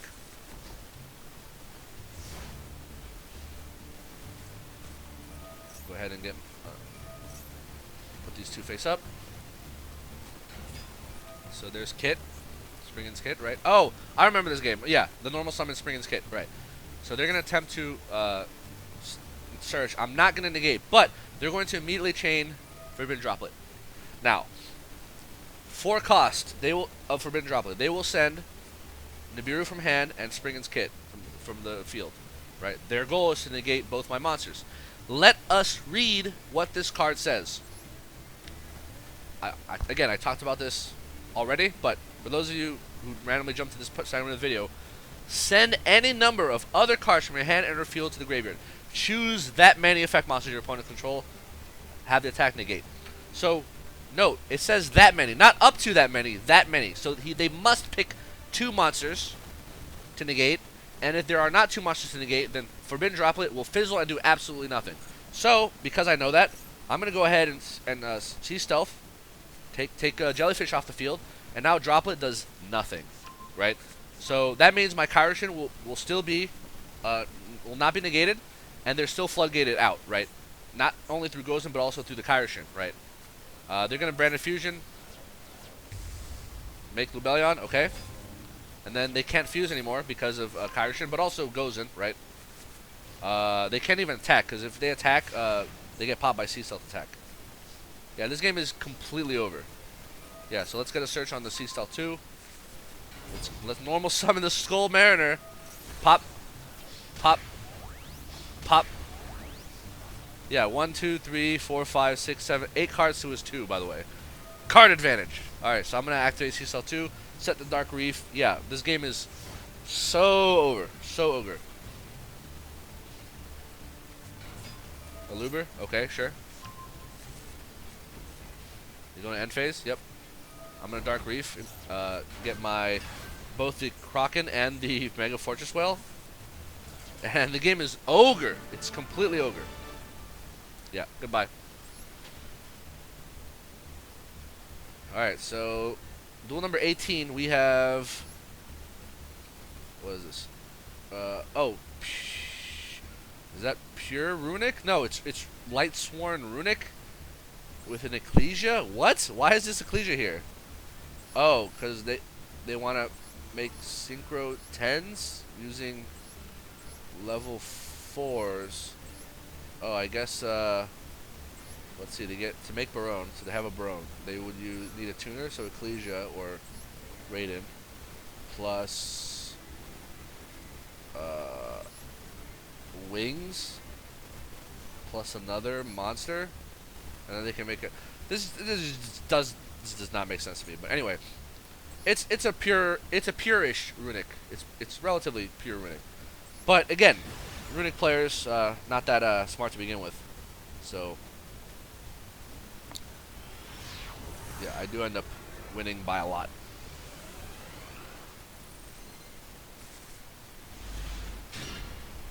Also, opening Jellyfish means you pretty much win against Runick. So I'm gonna sure get a mill, fine. Ice Barrier is gonna bench itself to search my Kairyu-Shin. Normal Jellyfish, mill Ocean, summon Kairyu-Shin, grab the Sea Stealth 2. Yeah, I grabbed Sea Stealth 2 because this is gonna put Legendary Ocean back.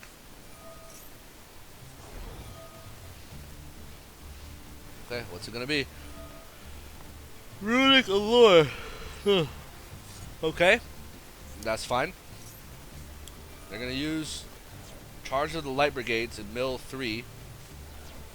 So they mill nothing. Interesting. Okay, they're gonna search Raiden. Cool. Ooh, Raiden. Golden Droplet. Your opponent draws a card and banish the top 4. I will not. Oh, sorry. Special summon this. I'm not gonna negate. So here's the deal, folks. They did their chain block wrong, by the way. So they're gonna try to search Fountain, and I'm gonna say no to that. The thing is, if they had Fountain in hand, they would have already played it, because they want to be able to like get a draw 3 whenever, especially if Fountain can be chain blocked by Allure, right? So because they did not open Fountain, I assume they don't have it. So this search for Fountain ain't gonna happen, not on my watch. So he's gonna target a monster, and then okay, sure. Okay, banish, right? Yeah, the problem here is that yeah, they're just out of gas, right? Like, I'll never let them resolve Fountain, right? So, and I'm just gonna like attack. I'm gonna have monsters, right? I'm gonna get the Dark Reef. Yeah, they're not surviving. They just scooped. So, duel number 19. We have Umi Control versus Brain Dead Despia. Oh, this is the one. This is the one that had a hilarious conclusion. Very hilarious. y'all are gonna enjoy this one.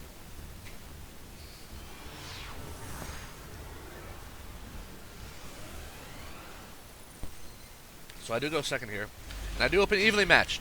Evenly matched against Branded Despia is so free because they have no negates, right? So yeah, I literally like pretty sure while this dude was comboing, I just like went off to like heat up some snacks and refill my water filter and like do other things. And when I came back, I'm like, all right, well, whatever board they've made, I don't care because it ain't gonna last anymore. But yeah, basically with Legendary Ocean and Fish Sonar, that means I have Kairyu-Shin essentially, right? So all I have to do is evenly match them. Also, this dude is, I remember, yeah, he made it to Predaplant. Okay. Brandon in red, yep. He sets it, yep. He sets Brandon Banishment. Oh wow, look at all these cards. He has 6 cards on his field. Let's see what my top deck is. You're gonna love this. It's another even. All right, so check this out. Main phase, battle phase, end of battle, evenly. They're gonna chain Branded Banishment to revive Ad Libitum of Despia, and then they're going to fuse these 3 into a Predaplant Trifovorotum. And because they fused this into this monster using so they're obviously going to banish everything else. Because they fuse using Ad Libitum of Despia, they're going to get Mirror Jade back, and this Mirror Jade can use its effect. But again, we're still in battle phase, so I'm going to end battle phase again and play another evenly matched. So he's going to banish himself because lol, right? But at this point, he's screwed because this monster can't stop me. Yeah, so I'm gonna go ahead and get my Kairyu-Shin. I'm gonna summon the unstoppable Skull Mariner. I'm gonna search the Sea Stealth. I have the Dark Reef. This game is completely ogre.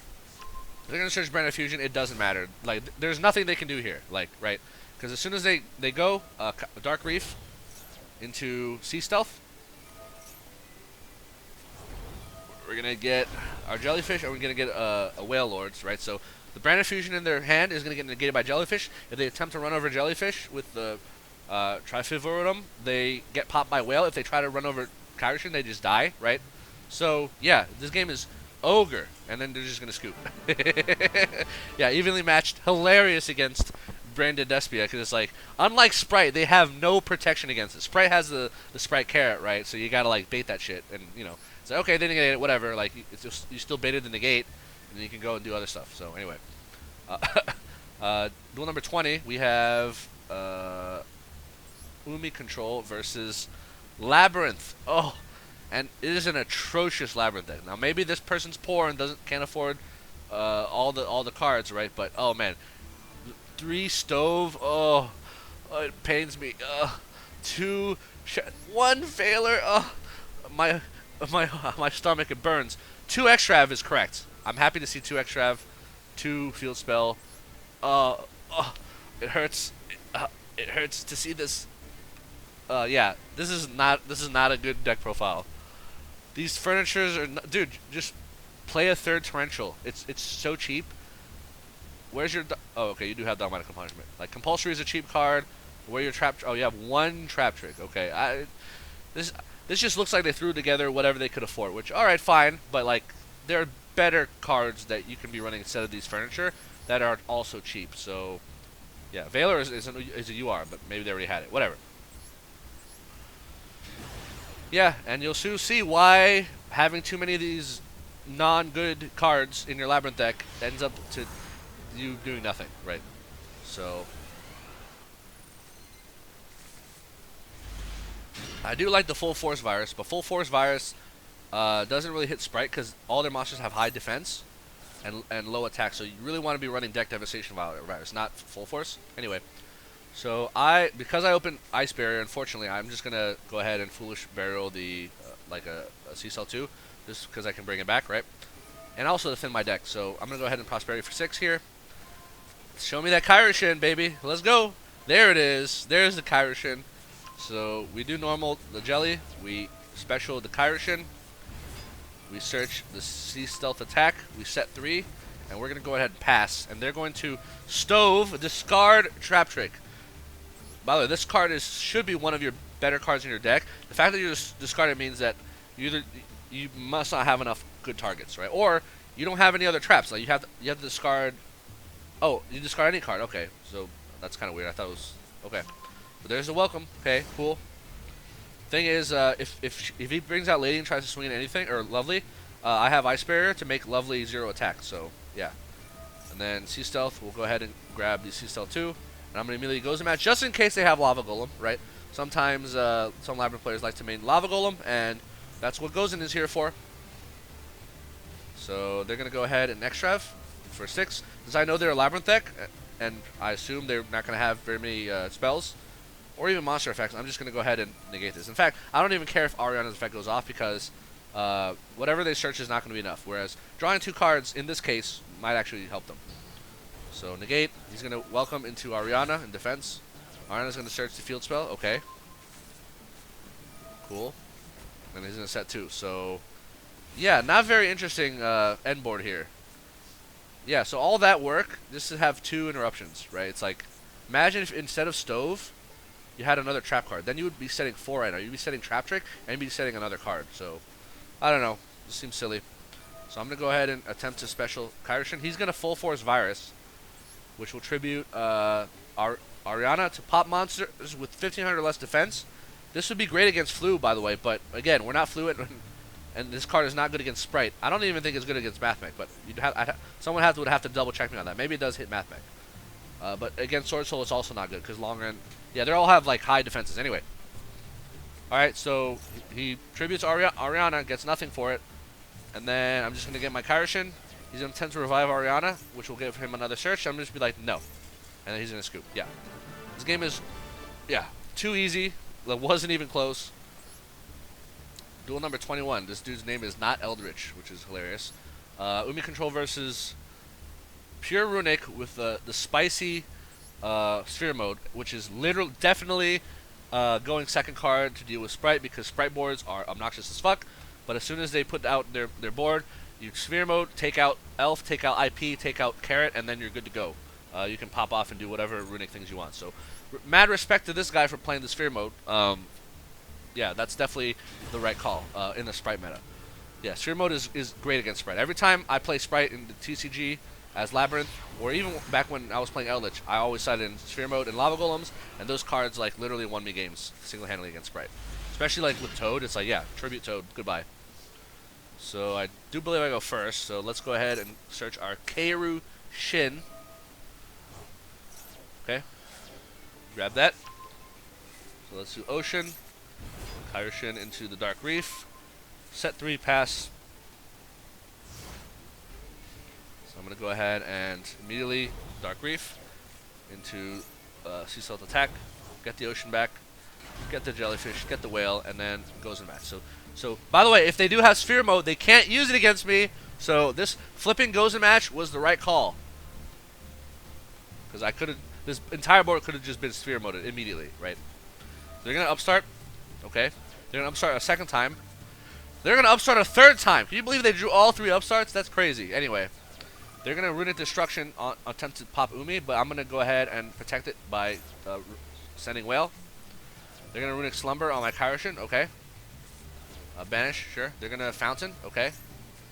They're going to Golden Droplet, okay.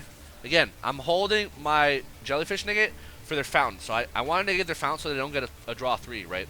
So now they're going to Fountain, and now I'm going to Jellyfish Negate.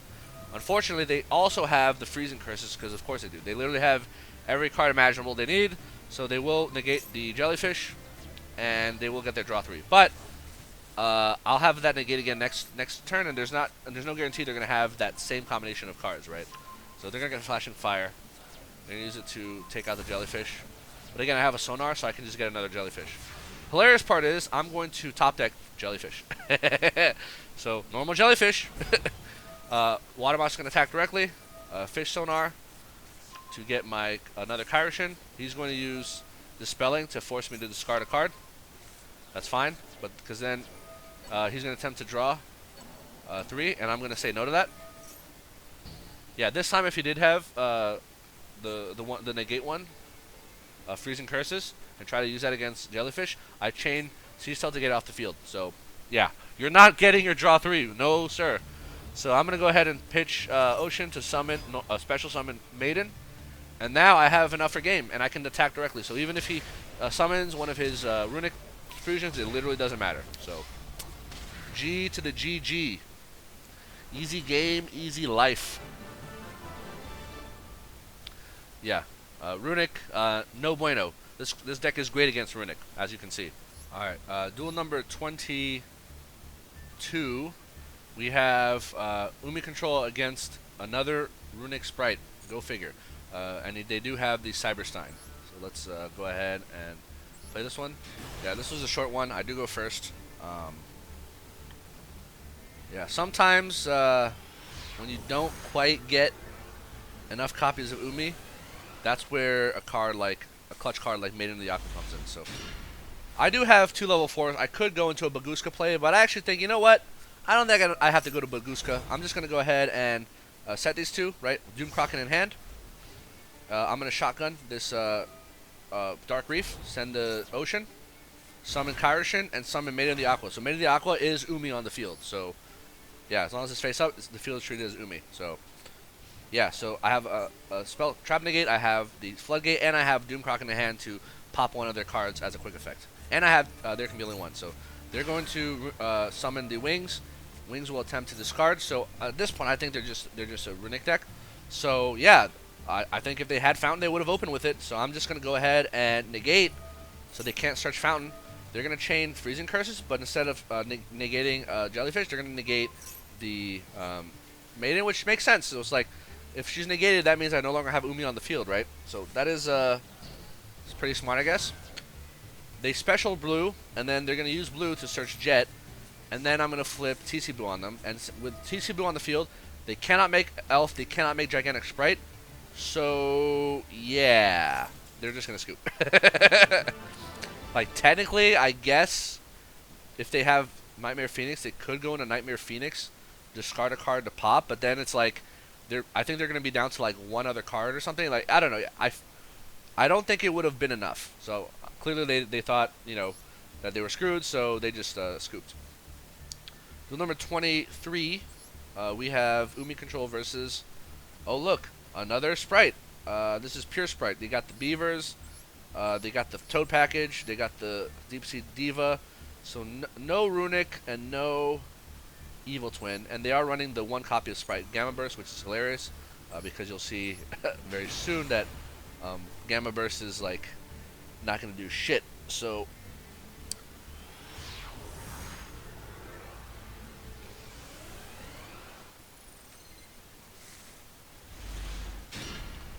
I do open Eleving going first, doesn't matter. So I'm going to go ahead and Jellyfish into, alright, they're going to max seed, doesn't matter. Kairyu-Shin will grab the Sea Stealth attack. I'm going to Fish Sonar to grab the Kraken in hand, so that's another interruption. So basically, again, just like in the previous game, I'm going to go ahead immediately, Sea Stealth attack, get my Umi on the field. Now I have a Floodgate, I have a Monster Negate, I have back row protection, and I have a Doom Kraken in the hand to pop a card of theirs quick effect, right? So very good. They're going to normal Swap Frog, and guess what, folks? Swap Frog is a level 1 because Legendary Ocean makes all water monsters lose a level, which means because Swap Frog is level 1, they cannot, and they already normal summon, they cannot use their Spright hand, you know, the Spright monsters in hand to just special because they don't control level 2 monster. LOL! Alright, so Frog is going to mill Ronin Toad. Again, if he brings out Ronin Toad, it's going to be a level 1. They can't even make, I don't think they can make Elf with that either. So they're going to Starter. So Starter is the only way they can special to the field because it's from the deck, right? It doesn't require level 2. They're going to go into Jet. Jet is going to get a Search. Now, I could negate Jet, but here's the thing. So Jet, in my opinion, or my guess, is would attempt to search Spright Smashers, right? However, they might already have Spright Smashers. Spright Smashers, by the way, you're only allowed to activate once per turn, right? So if they already have Spright Smashers, and I negate Jet, then I get screwed because then he immediately Smashers, takes out Kairyu-Shin or the Ocean, and then I'm toast, right? So what I'm going to do is I'm going to let him use the Jet to search. I want him, alright, I want to see it. Search the Smashers. I want to see you play Smashers because Smashers can only be activated once per turn. And if he uses Smashers and I negate with Jellyfish, he cannot activate another one because Jellyfish negates the effect. So instead, he goes to the Spright Gamma Burst, which is hilarious because he's going to go Battle Phase. He's going to attempt to swing Spright Jet into the Kairyu-Shin. And since Yu-Gi-Oh players don't read cards, it's going to get popped. And then he's going to attempt to use Frog to swing into Jellyfish, thinking that he could use Spright Gamma Burst to increase Swap Frog's attack by 1400. However, Swap Frog is not a level 1, and Gamma Burst only works on level... Sorry, Swap Frog is currently a level 1. It is not level 2, and Gamma Burst only works on level 2, so he's just going to kill himself, and then he's going to scoop. Yeah, so Ocean is a hilarious Floodgate because it lowers the levels of these monsters, right? By the way, folks, yeah, that also applies for Sword Soul matchups. If they have a Moye becomes level 3 instead of level 4, and then the token it produces becomes level 3. Or if they try to use Longran will be level 6, but then their token is going to be level 3. So it's really awkward for them to make Baron de Fleur or like Synchro. Yeah, so it's hilarious. Legendary Ocean is low key really funny against a lot of these decks. Anyway, duel number 24, we have Umi Control versus. What the hell is this? Oh, Adventure, Spright, Tri-Brigade. Okay. Yeah, so I know Spright, Tri-Brigade is a thing, and I think in the OCG they're playing it. And then, you know, throw the Adventure, because why not? You can't go wrong with Adventure in a deck where you don't care about your normal summons effects, right?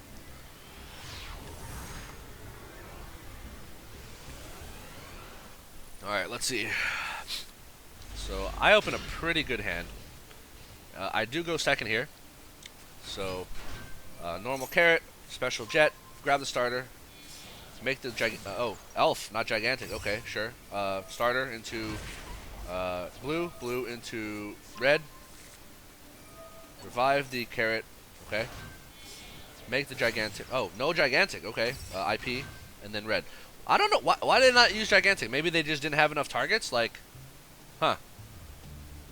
I guess like they like what I guess they have carrot. They have red. Like they don't need that many. Their only other target is like Kid. I think Tri-Brigade Kid is a level 2, I believe. And they can just revive carrot with Spright, right? Elf, right? Anyway, I'm gonna go ahead and draw the Kairyu-Shin. This is exactly the top deck I needed, folks, because now main phase I'm going to immediately shotgun Ocean. They're gonna revive carrot, but it's too late because Ocean's already on the field. They can't negate it. And here comes my Kairyu-Shin, and I'm gonna say goodbye to your board, motherfucker. And then I was gonna search, but then he's just gonna scoop. But yeah.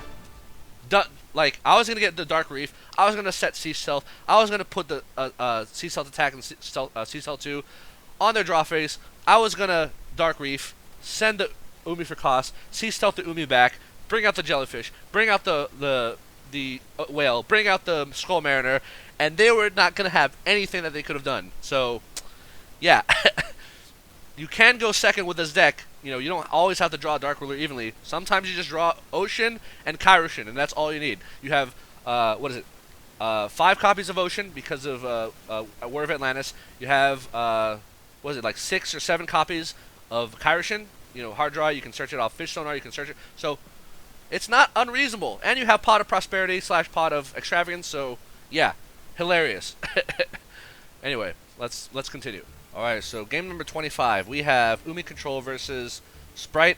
This is just simple, pure Spright. No Runick, no Live Twin, just straight up Spright. Alright, cool. So let's get into this.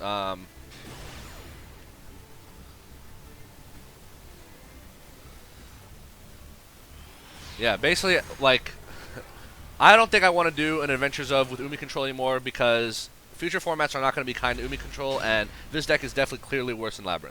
But anyway, so I do go second, so they're going to go into the Beaver, double Beaver into the Gigantic Spright. Okay, so we got the blue. So yeah, going second. Alright, so we get the red. Yep. Elf comes out. I don't see any carrots. Where's the carrot? There's the IP Masquerena. Okay. No carrot. I do not see a carrot. There's no carrot, and I just drew Fish Sonar. The game is ogre.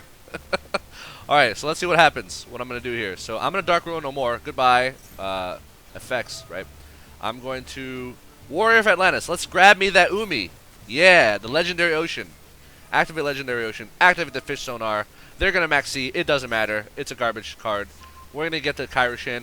We're going to get the Skull Mariner. Jellyfish is going to pitch. We're going to get the Kairyu-Shin. Goodbye, board. We're going to grab Sea Stealth attack. Let's go into battle phase. Pop. Set 2. And Passerino. Yeah, what you got? Nothing. So they're going to imperm the Kairyu-Shin. Sure, why not? I'll allow that. Then they're going to Iperia to get a draw 1. They summon Carrot. So I guess they must top decked it or something.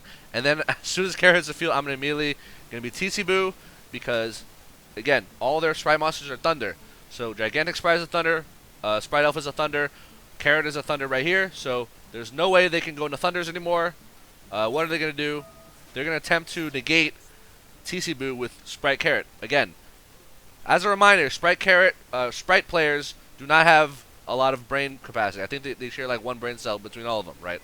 So let's read what Spright Carrot says. If you control a level 2 link 2 monster, you can when your opponent activates a spell, trap card, or effect, you contribute 1 other level 2, rank 2, link 2 monsters. Negate that effect. And then if you tributed a rank 2 or link 2 monster to activate that effect, you can destroy that card. So all they're doing is negating the effect of TC Boo on activation. They are not negating its effect. They're negating its activated effect. So there's an activated effect and there's a continuous effect. So Spright Carrot can only negate activated effects, whereas TC Boo has a continuous effect, which will not be negated. So, okay. and then they're gonna scoop because they realize they're dumb. So, all right. So that was so that's all for Umi control. So we reached Diamond 1. Hold on a minute. What do you mean I already reached Diamond 1? There's 3 more replays here. That's right. So typically the way I record these videos is I play a bunch of games, save interesting replays, right? I once the replays fill up, because there is a limit to replays, I go ahead and make a video. Then once I have the video, with the voiceover, I delete the replays, go back to the ladder, start playing again, rinse and repeat, right, until I reach the finale. So yeah, I guess so I guess in this last stretch to get to Diamond 1, there were a lot of like unceremonious games, like anticlimactic games that were not interesting to save at all, as in like my opponent insta-scoop or I get bricked and insta-scoop. So yeah, so unfortunately that's all there is to Umi control getting to Diamond 1. So sorry if that feels anticlimactic to you, but since you have been such loyal, beautiful, and lovely followers and viewers and zealots, whatever, cultists, whatever you want to call yourselves, I do have for you 3 more replays I want to show you for, that's right, ding ding ding ding ding ding, the bonus round. Yes, I'm doing a bonus round in this video. You have this uncovered another bonus segment of one of Matt's videos, and I have 3 replays here for you. So after I reached Diamond 1, I'm like, alright, well, it was kind of anticlimactic the way it ended. I don't want to leave my my lovely followers and acolytes hanging, right? Especially when so many of you have been asking about Labrynth. Oh, how to do a Spright as Labrynth. Labrynth. When's the Labrynth deck, right? Obviously, I've been working on Umi control. But since y'all have been so, I don't know, impatient, whatever, rabid, whatever adjectives y'all want to use, I am going to be giving you 3 more replays that are not quite related to Umi control, but as for sticking around this long, for my video, right? So let's get into the first replay. So the first replay here, and yeah, this is in Diamond 1, is Labrynth versus Runick Spright. So yeah, I am playing Labrynth here. This is a match with these people in Diamond 1, right? I did update my deck profile. Will I ever put it out? I guess we'll never know, right? Probably never, because when do I ever put out deck profiles, right? Like like y'all have to force me to do it. You literally have to force me, like come to my house, hold a gun to my head, and force me to do it. Otherwise, I'll just never do it, right? So people ask you, oh, how do you do it with Labrynth? Dude, Labrynth is like Spright is free food for Labrynth. I'm telling you. I have a harder time playing Labrynth against Mathmech and against Branded Despia than I do playing against Spright. I'm not even exaggerating here. So why Branded Despia? Because Branded opening in the graveyard protects their stuff from being popped, and that's kind of annoying to deal with, right? Against Mathmech, they have that super trap, that the Laplacian or super factorial that basically rips a card from my hand and one from my back row, so that's annoying too, right? So yeah, those matchups are more annoying in my opinion than Spright. So anyway, let's get into the Spright matchup. So you'll notice one spicy, beautiful card in my hand that some of you may have saw me mention in passing on one of the comments on my videos. Deck Devastation Virus, baby. That's right. Like, Eradicator Epidemic Virus has served its purpose, right? It has elevated itself to the rankings, to the tier of Witch's Strike. Those trap cards, those beautiful trap cards that just completely annihilate your opponent, right? So we have Witch's Strike, Eradicator Epidemic Virus has joined those ranks, and now we are bringing Deck Devastation Virus into the fray. Let's read what this card says, shall we? Tribute 1 Dark Monster, 2,000 more attack. Look at your opponent's hand. All monsters that control all cards they draw until the end of the 3rd turn after this card's activated, and destroy all those monsters with 1,500 or less attack. That's very interesting. Every single Spright monster, every level 2 monster that Spright plays, Live Twins, Hyperia, Swap Frog, Ronin Totem, Red, Blue, Carrot, well, you name it. Every single level 2 that you could possibly imagine that you'll ever see a Spright player put out has 1,500 or less attack. They have high defense, so I guess they have that going for you. And in fact, that's one of the annoying parts about like the Spright monsters is like they have high defense. You can't even attack into them most of the time. Anyway, so yeah, so we're running this. And yeah, this card is going to annihilate Spright. Like, completely obliterate it. It's searchable off Lord of the Heavenly Prison, right? And Lord can literally tribute to use it, right? And, you know, if we don't see it, maybe we can use Eradicator, and Eradicator will take out their Runick cards, right? Their Runick engine. Especially if they search Smasher. But anyway. So, funny thing about this card is it's actually also good in other matchups. Mathmech monsters are, if I'm not mistaken, and you can correct me if I'm wrong, are 1500 attack or less. Mathmech circular is 1500, I believe. Subtract or Sigma is like 1000. The addition and subtraction are 1000 each. What is it? The other one, the diameter, I think, is also like 1500 or something. Yeah, so this will annihilate the friggin' Mathmechs, right? Unfortunately, it will not hit like Aluber. Aluber's a 1800 attack, right? This card will annihilate Flaunderies. Every single little bird is 1500 less attack, and if you destroy them while they're in your opponent's hand, they go to the graveyard. They do not go to the banish pile. So, yeah, if you don't hit Flu with Eradicator, you can hit them with Deck Devastation, right? By the way, Sky Strikers.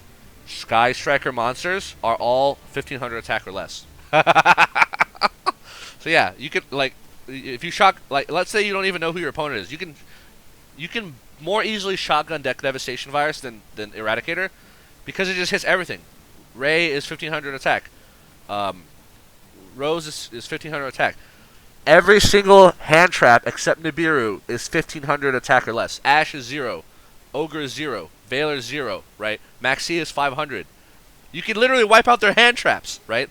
Do you hate getting do you hate it when you flip Welcome Labrynth and they chain Ash Blossom? Well, now you don't have to care anymore because you can just kill Ash before you welcome.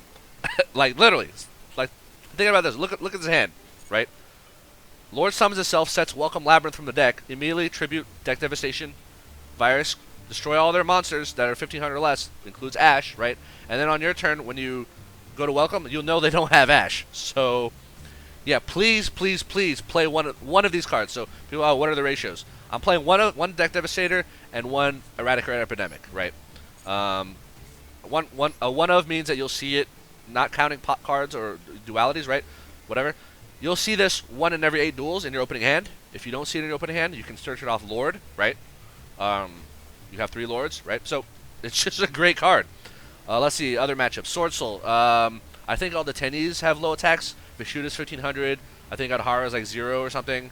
Monk of the Tenny is 1000. Yeah, it's just the main. Even Long End is 1200, by the way. Attack, right? So yeah, you can blow all those up. Unfortunately, Moya and Tai are not, so they can still play. Obviously, Arch Nemesis Protoss is not. But yeah, this is a great card right now. If you wanna, if you're playing Labrynth, like, play this card, especially like with Spright running around. Like, this is the new Witch's Strike / Eradicator Epidemic Virus. Even though we are still playing Eradicator. Anyway, so I do go first here. Activate Lord. Set 4 pass. You'll love to see it. You know exactly where this is going. So, I don't know what I'm playing. As soon as I see the Hyperia, they're going to draw 1. I assume, oh, okay, so it's a Spright board. So they're going to search Jet. Now, here's the thing about Jet. If I allow Jet to summon, so I have to act now, because if Jet comes out, it searches Smasher. Smashers can banish one of my cards. I don't want that. Or if they go straight into Gigantic 1600 attack, which means Deck Devastator will not kill it. So therefore, I have to act now. So I'm just going to flip my weakest trap card. In this case, it happens to be compulsory. I'm going to compulse Hyperia back to their hand. They're probably thinking I'm crazy right now because why would you do that? They can just summon Jet, right, and full combo. Because what they don't know is I'm going to use that opportunity to bring out my Lord, bring out Welcome Labrynth, and then I'm going to immediately Deck Devastation Virus. Now let's see this hand. Oh, they're going to chain Runick Tip. It doesn't matter. So they're going to get Runick Destruction. Check this out. Look at this hand, right? We have Hyperia, 500 attack. Hyperia, 500 attack. Spright Jet, 1300 attack. Ash Blossom, 0 attack. And all they're left with now are 3 Runick cards. And obviously I have Eradicator Epidemic Virus. But the thing is, like, they know I have... do they know? No, they don't know I have Eradicator. But they do know I have Welcome, right? So let's see how this plays out. So goodbye. Alright, so they're going to use Freezing Curses to summon a Runick monster. So we know exactly where this is going. This is Wings, who's going to, try to search the field spell, right? Alright, so here's the deal, folks.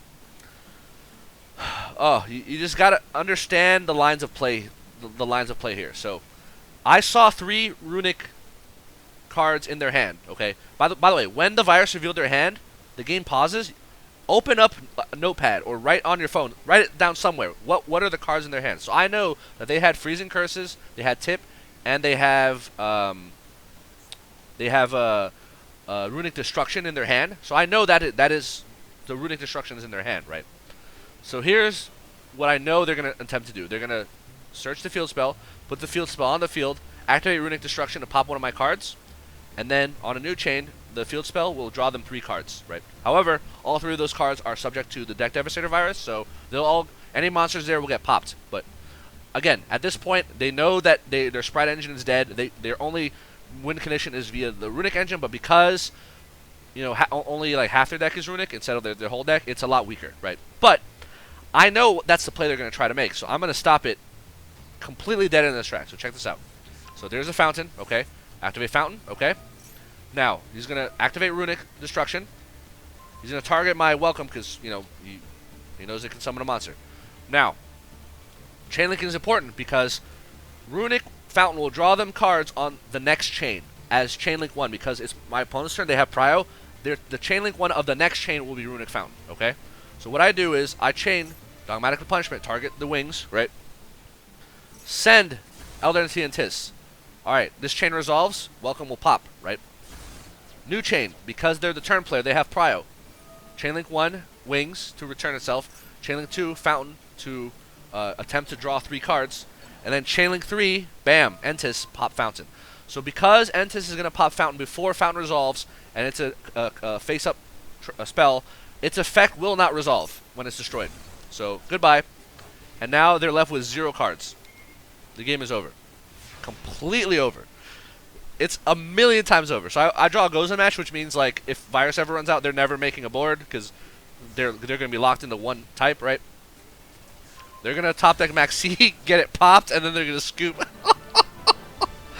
Oh man, yeah. Labrynth is free food. I'm telling you. I don't know why some of y'all are scared. Yeah, sorry. Spright is free food against Labrynth. Like I don't know why some of y'all are scared of Spright. Very easy to deal with. Next bonus game number 2. That I want to show you. This is Labrynth versus Adamancipator. 60 card Adamancipator with grass. So this is also funny. By the way, let's look at this deck again about Adamancipator. What are the attacks of their monsters? Oh, 0 attack. Okay, 0 attack. 500 attack. 500 attack. Okay, 1000 attack. 1200 attack. Oh, 100 attack. 0 attack. 0 attack. Okay, 1900. But yeah, cannot be normal summon set. 1900. Okay, but. Sure, whatever. 100 attack, 1500 attack, 1500 attack, 1500 attack, 1400 attack, 1400 attack, 1000 attack. So, like, 90% of their deck are monsters that get killed by deck devastation virus, and the other, like, 20% of their deck is cards that die to Eradicator epidemic virus. So, yeah, this is going to be hilarious. Y'all will very much appreciate this. And since this is a Adamancipator grass matchup, or grass Adamancipator matchup, it's very coin flippy in terms of like whether they see what they need or not. Anyway, so I do go first. I do open Evilly. Yeah, I am playing Evilly in the main now. Yeah, it's a good card. It's good against Despia, good against Mathmech, right? Yeah, so I'm gonna X-Trav, and of course they're gonna have Ash. So unfortunately, this is not a good opening hand, right? Evenly is a brick. I Lord, set 2. Yeah, the welcome isn't really an interruption, and then like this is like it's like my hope is that they're Runick and I can just virus them for win. But what ends up happening is more hilarious. So they're gonna normal the Researcher, excavate 5, and they're not going to hit anything. They only hit Rock Tuners. So they're gonna Desires here, which is hilarious, and then they're gonna set 1 pass. By the way, this card in this column. For those of you who have seen my content by now, you should know, and because I knew this was 100% certainty, this card right here is imperm. 100,000% it's imperm. Just saying, right? So end phase. Let's get our lovely out. So I want to see how far they're willing to go when they're planning to use this imperm. But anyway, Lord is going to grab me my Pot of Extravagance because I was salty that I didn't get to resolve it last turn. So I'm going to play it again. Let's see if you have Ash again, motherfucker, right? Alright. Top deck Punishment. You love to see it. Punishment is a great card. Oh, I just got the God top deck. Skill Drain just wins everything. And then Deck Devastation Virus against Adamancipator. Hilarious. So let's go ahead and swing into this. Alright, let's see if this dude's going to imperm or not. Let's see if they're going to imperm. He's resetting welcome. They do not imperm. They had discipline. So this is the correct. You were not supposed to imperm Lovely here. That was correct discipline. But I know that's imperm, and guess what? Skill Drain turns off imperm. So yeah, if they ever try to imperm this column, I'm going to say no via Skill Drain. So immediately on draw, I'm going to deck Devastation Virus. Let's see their hand. Quackimaru, Dropsies, and Doki Doki. Bam, all dead. And then they have Pot of Desires, which is hilarious. It's like, alright, banish 20 more cards in your deck. And each card they draw is going to be subject to that, right? So, alright, so that is Small World. Small World will allow them to search into a monster that'll help them combo off, right? So I decide, alright, before you Small World, because I'd rather you just sit on your shitty rock monsters, I'm going to Virus here, knowing full well they're going to attempt to imperm. Let me see it. There it is. And then I change Skill Drain, and then, sorry, imperm. You do nothing. So goodbye, Small World. So now this dude is double Virus. He's Virus for monsters, and he's Virus for spells. As an Adamancipator player. This game is Giga Ogre. It's Giga Ogre. That's all I have to say. So, yeah, so for those of you who hadn't heard of this card before or wasn't convinced about it before, you should be now. So let's see. And then bonus duel number 3, we have, what is this? Pure Spright. No Runick, no Evil Twin. Just good old Spright. So bonus duel number 3, Labrynth versus Spright. Yeah. I gotta be honest, Labrynth is way more fun than Umi Control. Like, Umi Control is very satisfying if you can actually, like, make your board, but, like, it's the brickiness and, like, how much harder it is going second is, like, off the chain. Oh, look, we have Virus again. So let's Lord set 4. Let's see what's gonna happen. They're going to immediately Swap Frog. I'm going to Skill Drain that. Now that I know they have Swap Frog, I know with absolute certainty they're a Spright player. So let's get this Lord out. They're going to max C. It doesn't matter. It literally matters nothing. So here's Welcome. And now I'm going to immediately deck Devastation. Let's look at their hand. You're going to love this hand, by the way. Veiler, Blue, Carrot, Bell. And they're all going to die. Yeah, Deck Devastator Virus is, oh, mwah, it's beautiful. It's beautiful. All right, so now that y'all have had a good taste of Umi Control and then a glimpse into how hilarious Labrynth is, like right now, like I swear Labrynth is stronger now than it was before Spright came out because there's fewer Math Mech and Branded Despia and more Spright, and Spright is just easy wins, easy wins. So anyway, hope that sated the thirst that y'all had for the lovely Labrynth lady herself, right? Because we all know how thirsty we can get for her. Anyway, so hope you enjoyed. Thanks for watching. Hope you learned something, and yeah, see you in the next video. Peace.